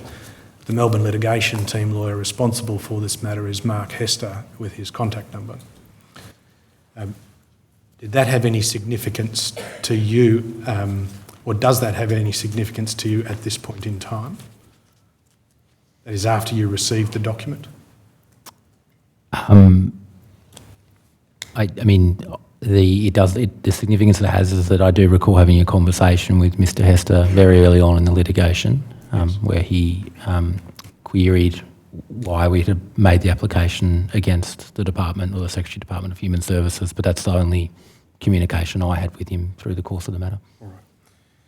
We can put that back and then call out the box above it, 12 April 2019. Thank you.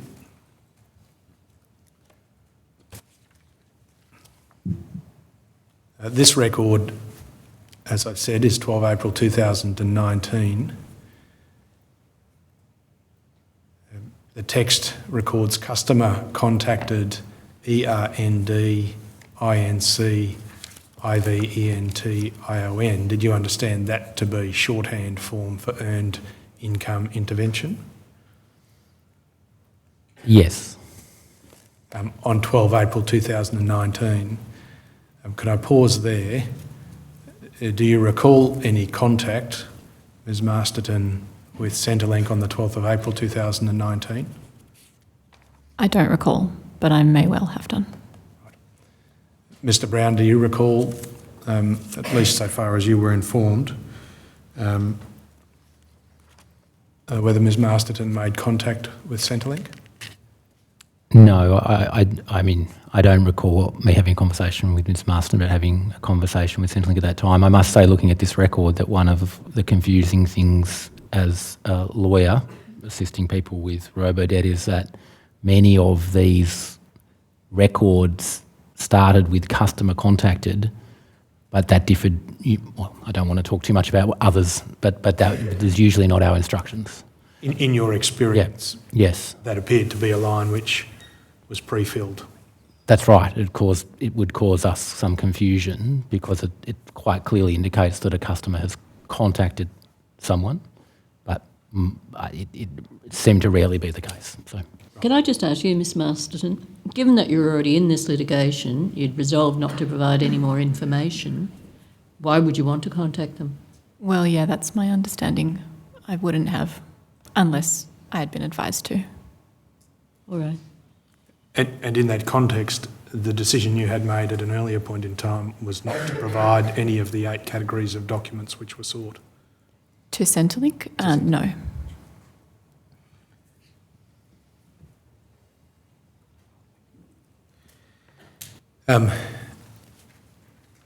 Now there is a reference in the second half of that text to this under section 126 of the Social Security Administration Act 1999. I've reviewed the debt.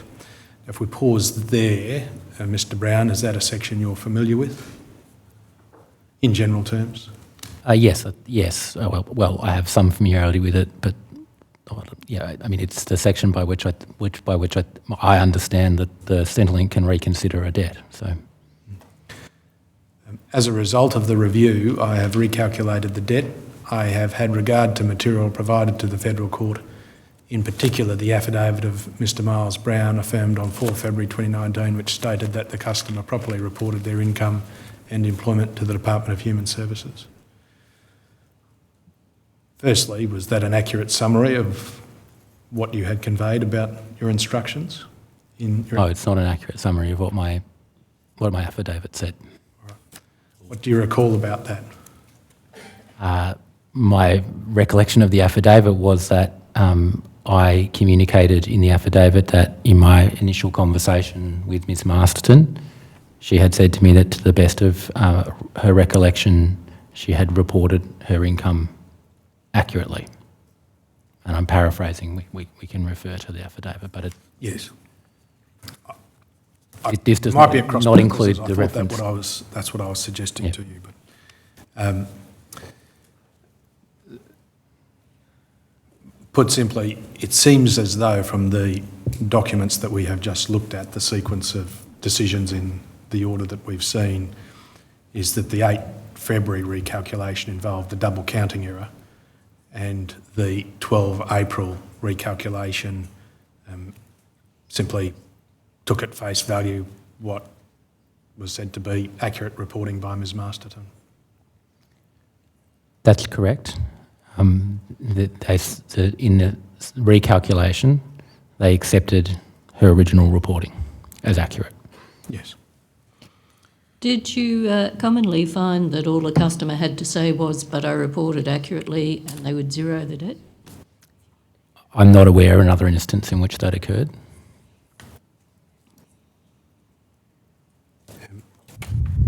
Could just bring up now Exhibit 42, which is document .0021.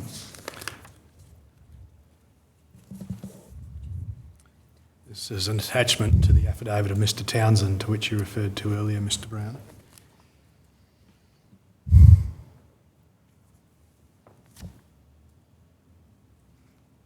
That's not that.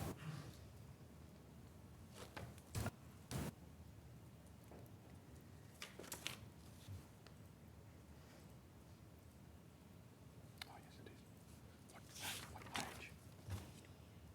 Page 28 at the top, please.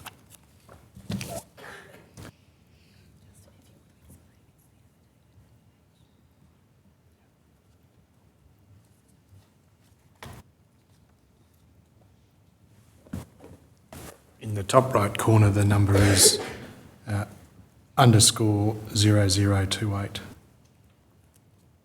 So a bit further on. Thank you.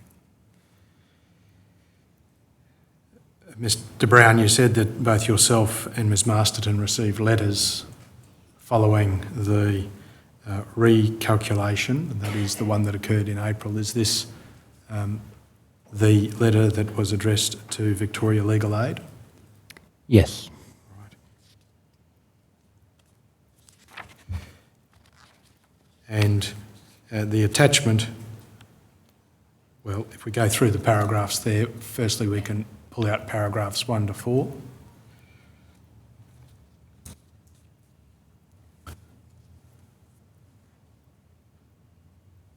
The letter to Legal Aid attached the letter to Ms Masterton and indicated that the recalculation is based on your client's previously reported income to Centrelink and has been carried out pursuant to 126 of the Social Security Administration Act.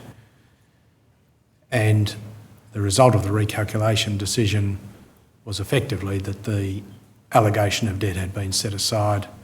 The recalculation on the 9th of February 19 had been set aside. The amount of overpayment had been calculated as nil. There was no penalty interest, and accordingly Ms Masterton owed no debt to the Commonwealth. Yes, that's right. Paragraph 5 refers to the 3 payments made by Ms Masterton. I think it's 4. 4, sorry. Before we come to 5.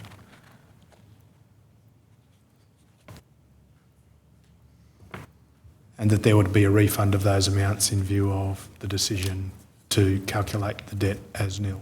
That's right. Yes. Mr Browne, you referred earlier to the question of how the case moved following this point from a question about the unlawfulness of the scheme, which existed where there was a debt to challenge, to a question about the utility of continuing Ms Masterton's challenge to the lawfulness of the original alleged debt. That's right. There was a contest around that issue. That's right. And paragraph 5, which just popped up earlier, could be pulled out now, thank you. We see that the position adopted by the representatives for the Commonwealth was that there was no continuing utility of the proceedings because of the recalculation which was set out above. That's right. In layman's terms, there's nothing left to fight over. That's right. And you said that there became an issue about whether there was something, whether a dispute remained on the original question of whether the letter was, whether the alleged debt was lawfully asserted. That's right, because our claim was in relation to the alleged debt, and on the 12th of June, Right. 2018. 2018. How did that question evolve then in the subsequent case management hearings? It evolved in some ways the usual fashion, in the sense that we took the view that the matter could be remained to be determined, and that Ms Masterton had a right to be heard in relation to the alleged debt. The Commonwealth took the view that there was questions around that the court needed to determine in first instance as a primary question before it could determine a substantive issue. So ultimately they prevailed in terms of the Commonwealth prevailed in terms of the need to determine that issue, and then there was an exchange of submissions in relation to that. That is the question about whether there was utility. That's right, whether there was a justiciable matter and whether there was utility. So for those who aren't familiar with the concept of utility in judicial review proceedings, what are you able to say by way of explanation? There was a question around whether a matter remained if the issue in dispute between the parties had effectively been resolved as a result of decisions made across the litigation. There was questions around the relief that might be available were the court to make orders and exercise its discretionary power. These were technical questions that I, in large part, deferred to counsel on. But the experience of the litigation was the shift from the question around unlawfulness to a question around the Judiciary Act and the powers of the court. One of the elements of that also evolved into a dispute around further information that we sought around the way in which the Robodebt scheme, for want of a better word, operated. There were questions around discovery that got sidelined effectively by the shift to this question around whether or not the matter could actually proceed. As I understand what you're saying, you were trying to get behind the decision-making process to identify how it came about that there was the secondary calculation which ultimately removed one of the fundamental facts about which gave rise to the dispute. I know we wanted to understand better the processes by which decisions were made under the Robodebt scheme because that material was not publicly available, but the capacity of the court, the debate became, can the court make orders around that type of thing, or is the Commonwealth required to provide that type of information if the critical issue before the court is now shifted to a question of matter? And you will see on the court file that in our submissions we sought to join the two and say, well, we really need to understand the public interest element of this, of Ms Madeleine's litigation, and understand, and that forms part of the basis of why the court would exercise its discretion to keep the matter on foot, given the impact for other people. There are a number of arguments being made between the parties around this rather unique utility question. So, you said in one part of your answer that you deferred to counsel. I should have dealt with this earlier, but you had counsel settle the application for judicial review, which was right earlier. And is that an ordinary process that someone is entitled to a grant of aid for the briefing of counsel? Yes, Victoria Legal Aid will brief counsel to as part of its normal assistance to our clients in matters to assist with that type of thing where appropriate. Yeah. Yes. And that's part of what is covered by the grants application and approval process? Yes, that's right. Now, can I shift at this point to a related question? You're familiar with the case of Deanna Amato in the Commonwealth? I am. And why are you familiar with that? Similarly to Ms Masterton, Ms Amato brought an application for judicial review in the Federal Court with assistance from Victoria Legal Aid challenging the lawfulness of the Robodebt scheme. And were you involved as her lawyer in that case? I was one of the lawyers with carriage of her matter. In terms of sequence, Ms Masterton's application was filed first? Ms Masterton's application was filed in February. Ms Amato's application was filed in June. And June was into the stage of Ms Masterton's case where utility was being argued about whether the proceedings should continue to determine that primary issue of the lawfulness of the asserted debt. That's correct. In terms of Ms Amato's case, though, is it the case that there was still a debt alleged against her on foot, as it were, in mid to late 2019? At the time she filed her proceeding, there was an outstanding alleged debt that she had owed to the Commonwealth.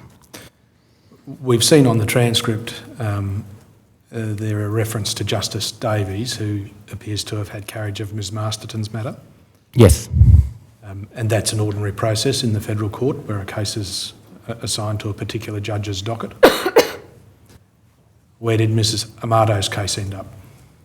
Ms Amato's case ended up on the same docket, which made sense to the parties. Because it raised similar issues to that raised by Ms Masterton? That's right, although I don't recall the process by which that occurred. Yes. From about June or July 2019, was Ms Masterton's case managed concurrently with Ms Amato's case? That's right. So Ms Masterton's case was the first case management hearing for Ms Amato's case occurred concurrently with Ms Masterton's case. And how did the question of utility progress when there were effectively concurrent cases dealing with similar issues? I think it took some time to work out the way in which the two matters would evolve, but ultimately, from recollection, it had been planned to have a hearing in relation to the question of utility and I'd have to check the court file, in December. And ultimately, what occurred was the Ms Amato, Ms Masterton, the parties agreed to hear Ms Amato's matter first in December and to effectively park Ms Masterton's matter because it had the complexity of the utility issue.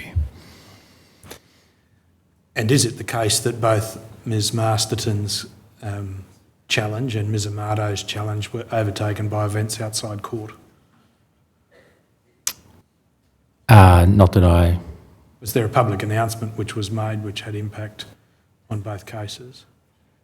Well, we understood in roughly, I think, November the 18th in Ms Amato's matter that the Commonwealth would be conceding unlawfulness, and then we understood that there was an announcement within the department that they would cease the Robodebt scheme.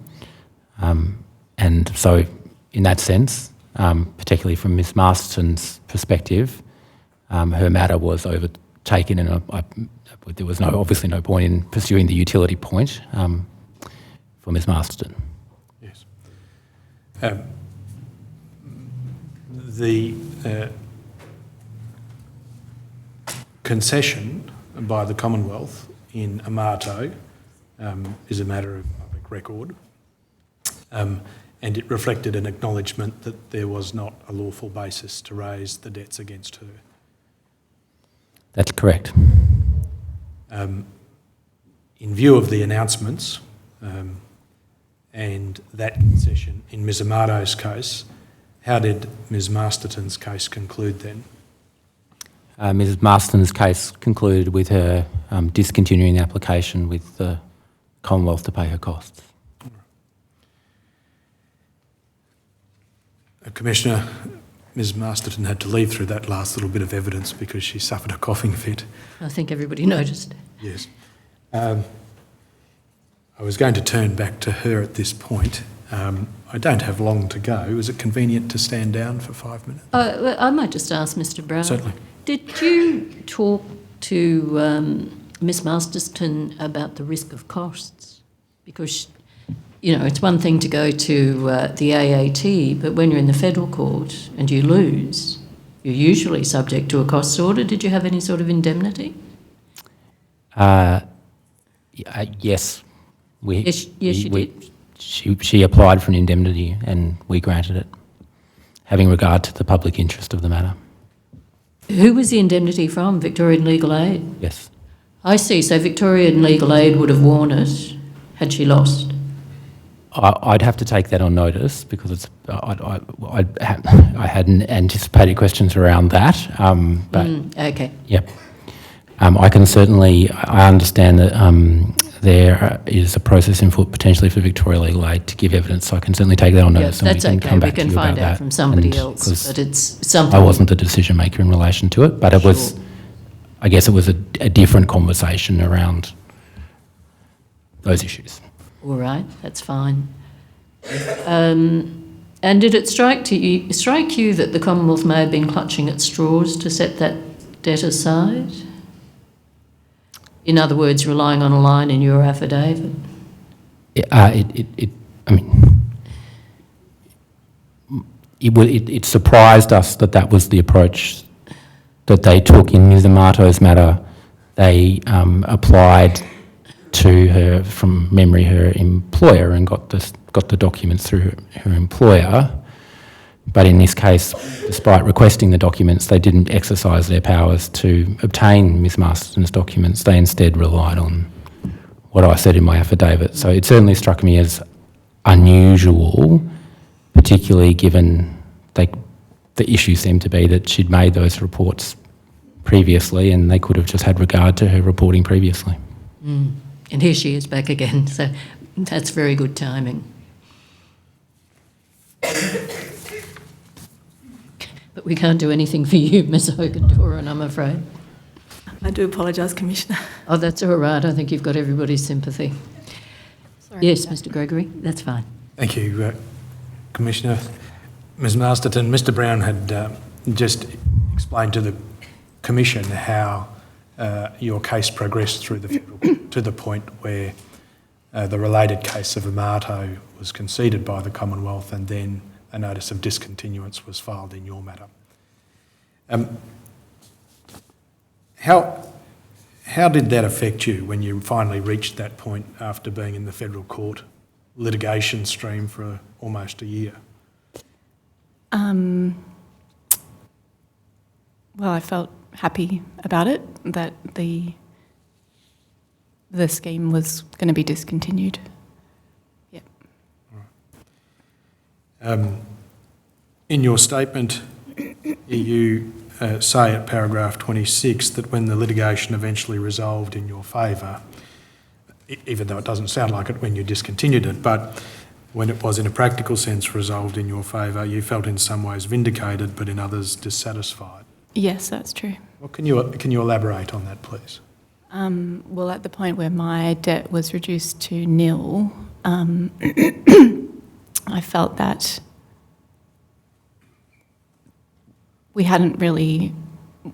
nothing had really happened, I suppose. My case hadn't achieved much. So that was, dissatisfying.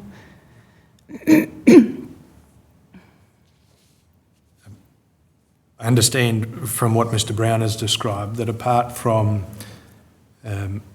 having input into information and the material ultimately filed in the federal court, you stayed in touch but were not required to give evidence at any point. No, I was not required to give evidence.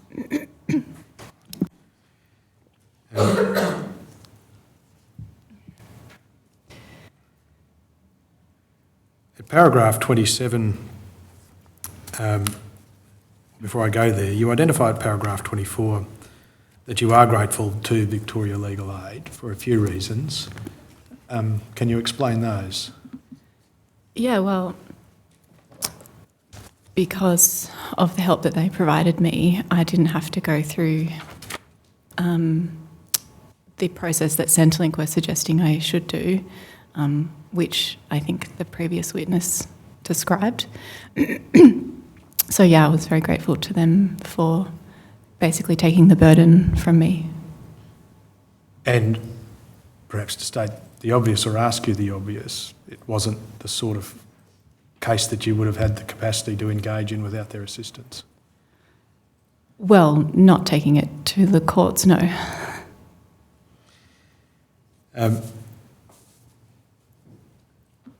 Were you left with any overall impression about the allegation of debt against you and the way in which your case ultimately came to a conclusion? I guess I thought that perhaps the debt had been reduced to nil in order to make us go away. That was my impression of the secondary calculation.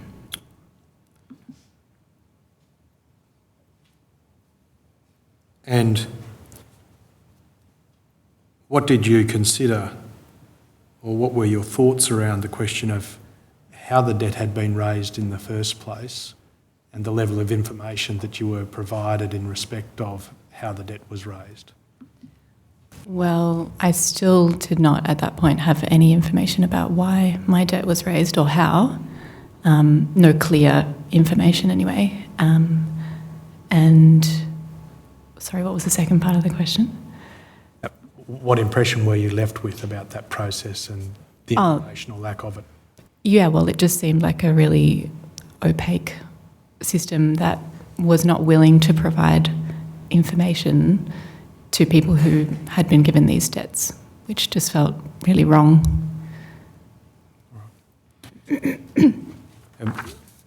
Is there anything else that you would like to say before your evidence concludes, at least from my part? Not about my experience, no, but I suppose I'm looking forward to an outcome that will make sure that this doesn't occur again or something like it. Thank you. Thank you, Mr. Browne. I have no further questions. Ms Hogan-Doran? No, Commissioner. And Mr Nothing. O'Neill, I'm making No, the thank you, same assumption. Right, thank you. Well, thank you very much, both of you, for making the time to be here. I understand you had to come from Victoria. I hope you get better soon, Ms Masterton. Sorry. You're both excused. Thanks. Thank you. Commissioner, Yes. if I may I indicate that the statements in response to notices to give to Lisa Keeling, Serena Wilson and Annette Mussolino have all been served on the Commission solicitors this afternoon. I've just seen each of those emails serving them, and the documents will be produced overnight. Thanks very much, Ms Thank you, Hogan-Doran. Yes, Mr Gregory? Yes, thank you, Commissioner.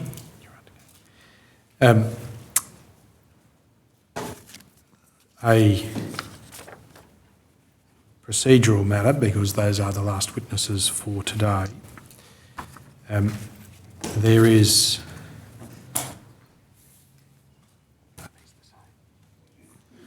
a proposed direction in respect to publication under Section 6D, subsection 3 of the Royal Commissions Act,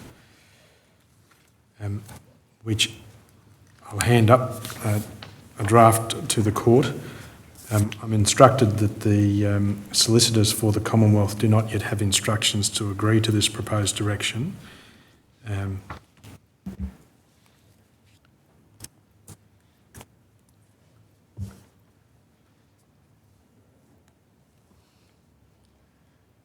Ms Hogan-Doran, whatever your instructions are, I am simply not having a situation in this commission where we're told we can't have documents because they're marked as protected. No, Commissioner, and it's certainly not the intent. What has occurred, as I understand it, is that at some point in recent time, there has been a designation attached to documents of the word protected, which includes documents that do not have that feature.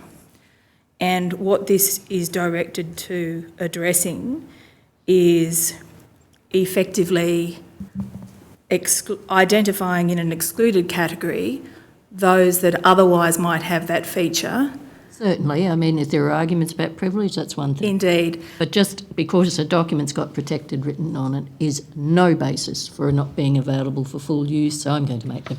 No, Commissioner. And all this is seeking to do is to ensure that is the case. Thank you, Commissioner. Thanks, Ms Hogan-Doran. All right, I'm making the direction in the terms of the draft with which I've been provided. Thank you. Anything else, Mr Gregory? I understand, although I haven't received an update since lunch, that claims of legal professional privilege, to the extent that there are outstanding questions, and claims of public interest immunity will be heard tomorrow morning. We have two witnesses tomorrow, as I indicated, Ms Pulford and Mr Jones. Have we got any idea of how many documents we're talking about or how long this argument is likely to take? And I'll take offers from anyone. Commissioner, my understanding is that there have been active discussions all afternoon. I've been dipping in and out of them. Mm-hmm. The intent has been to clear from the long list ones that ought not be there at all and don't need to be subject of argument, and narrow to those that need to be subject of argument, so that those are the only ones that you, Commissioner, are being asked to consider. Those that were participating in those discussions are presently not in this room. Mr Scott of Council Assisting and those instructing me and those in Council in other states have been working on this afternoon. If it's of assistance, I will seek to liaise with Council Assisting to get an indication as to estimated time before the hearing commences tomorrow, if that's of further assistance. Look, don't worry about it. Would have been useful if you knew right now, but I understand that you don't, so I that's don't. fine. But there is active work going on to try to limit the amount of time that needs to be spent on this issue. Well, it may not just be time, it may be whether we can do it in an open forum. I have given some whether we have to consideration to move. that, and whether part of the argument might proceed on an open basis and some might need to proceed on a not open basis, and the consequences that has for managing the logistics of the live stream and witnesses. Those are things that I'm also be All right, well, I'll leave you all to work on it, I guess. Anything else? In terms of scheduling then, I understand Mr Glover's only available in the morning. Oh, it'll be really unfortunate if it's a long argument, won't it? Yes. But I'm told just then that the public interest immunity claims might currently span 40 documents. I'm not sure about legal professional privilege, but from my recollection of the involvement in that matter, I think it was much more confined than 40. Commissioner, the list I saw earlier was 3, but I think it has some consequences for categories in what might be dealt with in respect of those. One of the reasons I have urged and have ensured that the statements of those 3 additional witnesses have provided today is they are affected by those legal professional privilege claims, because at least 2 of them are lawyers and the other deals with the legal advice, so that those will be available to be taken into account if that be a relevant matter tomorrow. Right, thank you. It might be the case then that I convey instructions that Ms Pulford won't be required before a particular time. Well, what's your best guess for... I don't think that it should be required before 11 o'clock. I think it might take an hour by the sounds of it if there are a number of PII documents which have to be ruled on individually. And legal professional privilege. I think take that as 11:30. Mr O'Neill will take a break if necessary after the argument. Thanks. Thank you. Can I just indicate for the benefit of those preparing the transcript that Mr Gregory's name is spelled Gregery.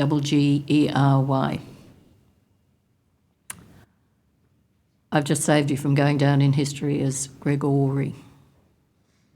I'm indebted. Thank you, Commissioner. Is that it for the day? Yes. Commissioner, before you rise, Yes, Mr O'Neill. can I please be excused from in the morning until 11:30? I have no interest in PII claims or legal professional. That is what I had meant, so yes. I just wanted to double check. I meant no to be impolite at all by not being here. So. No, you're definitely excused. Thank you. All right, adjourn till 10 o'clock tomorrow. The Royal Commission will now adjourn until 10 a.m. tomorrow morning.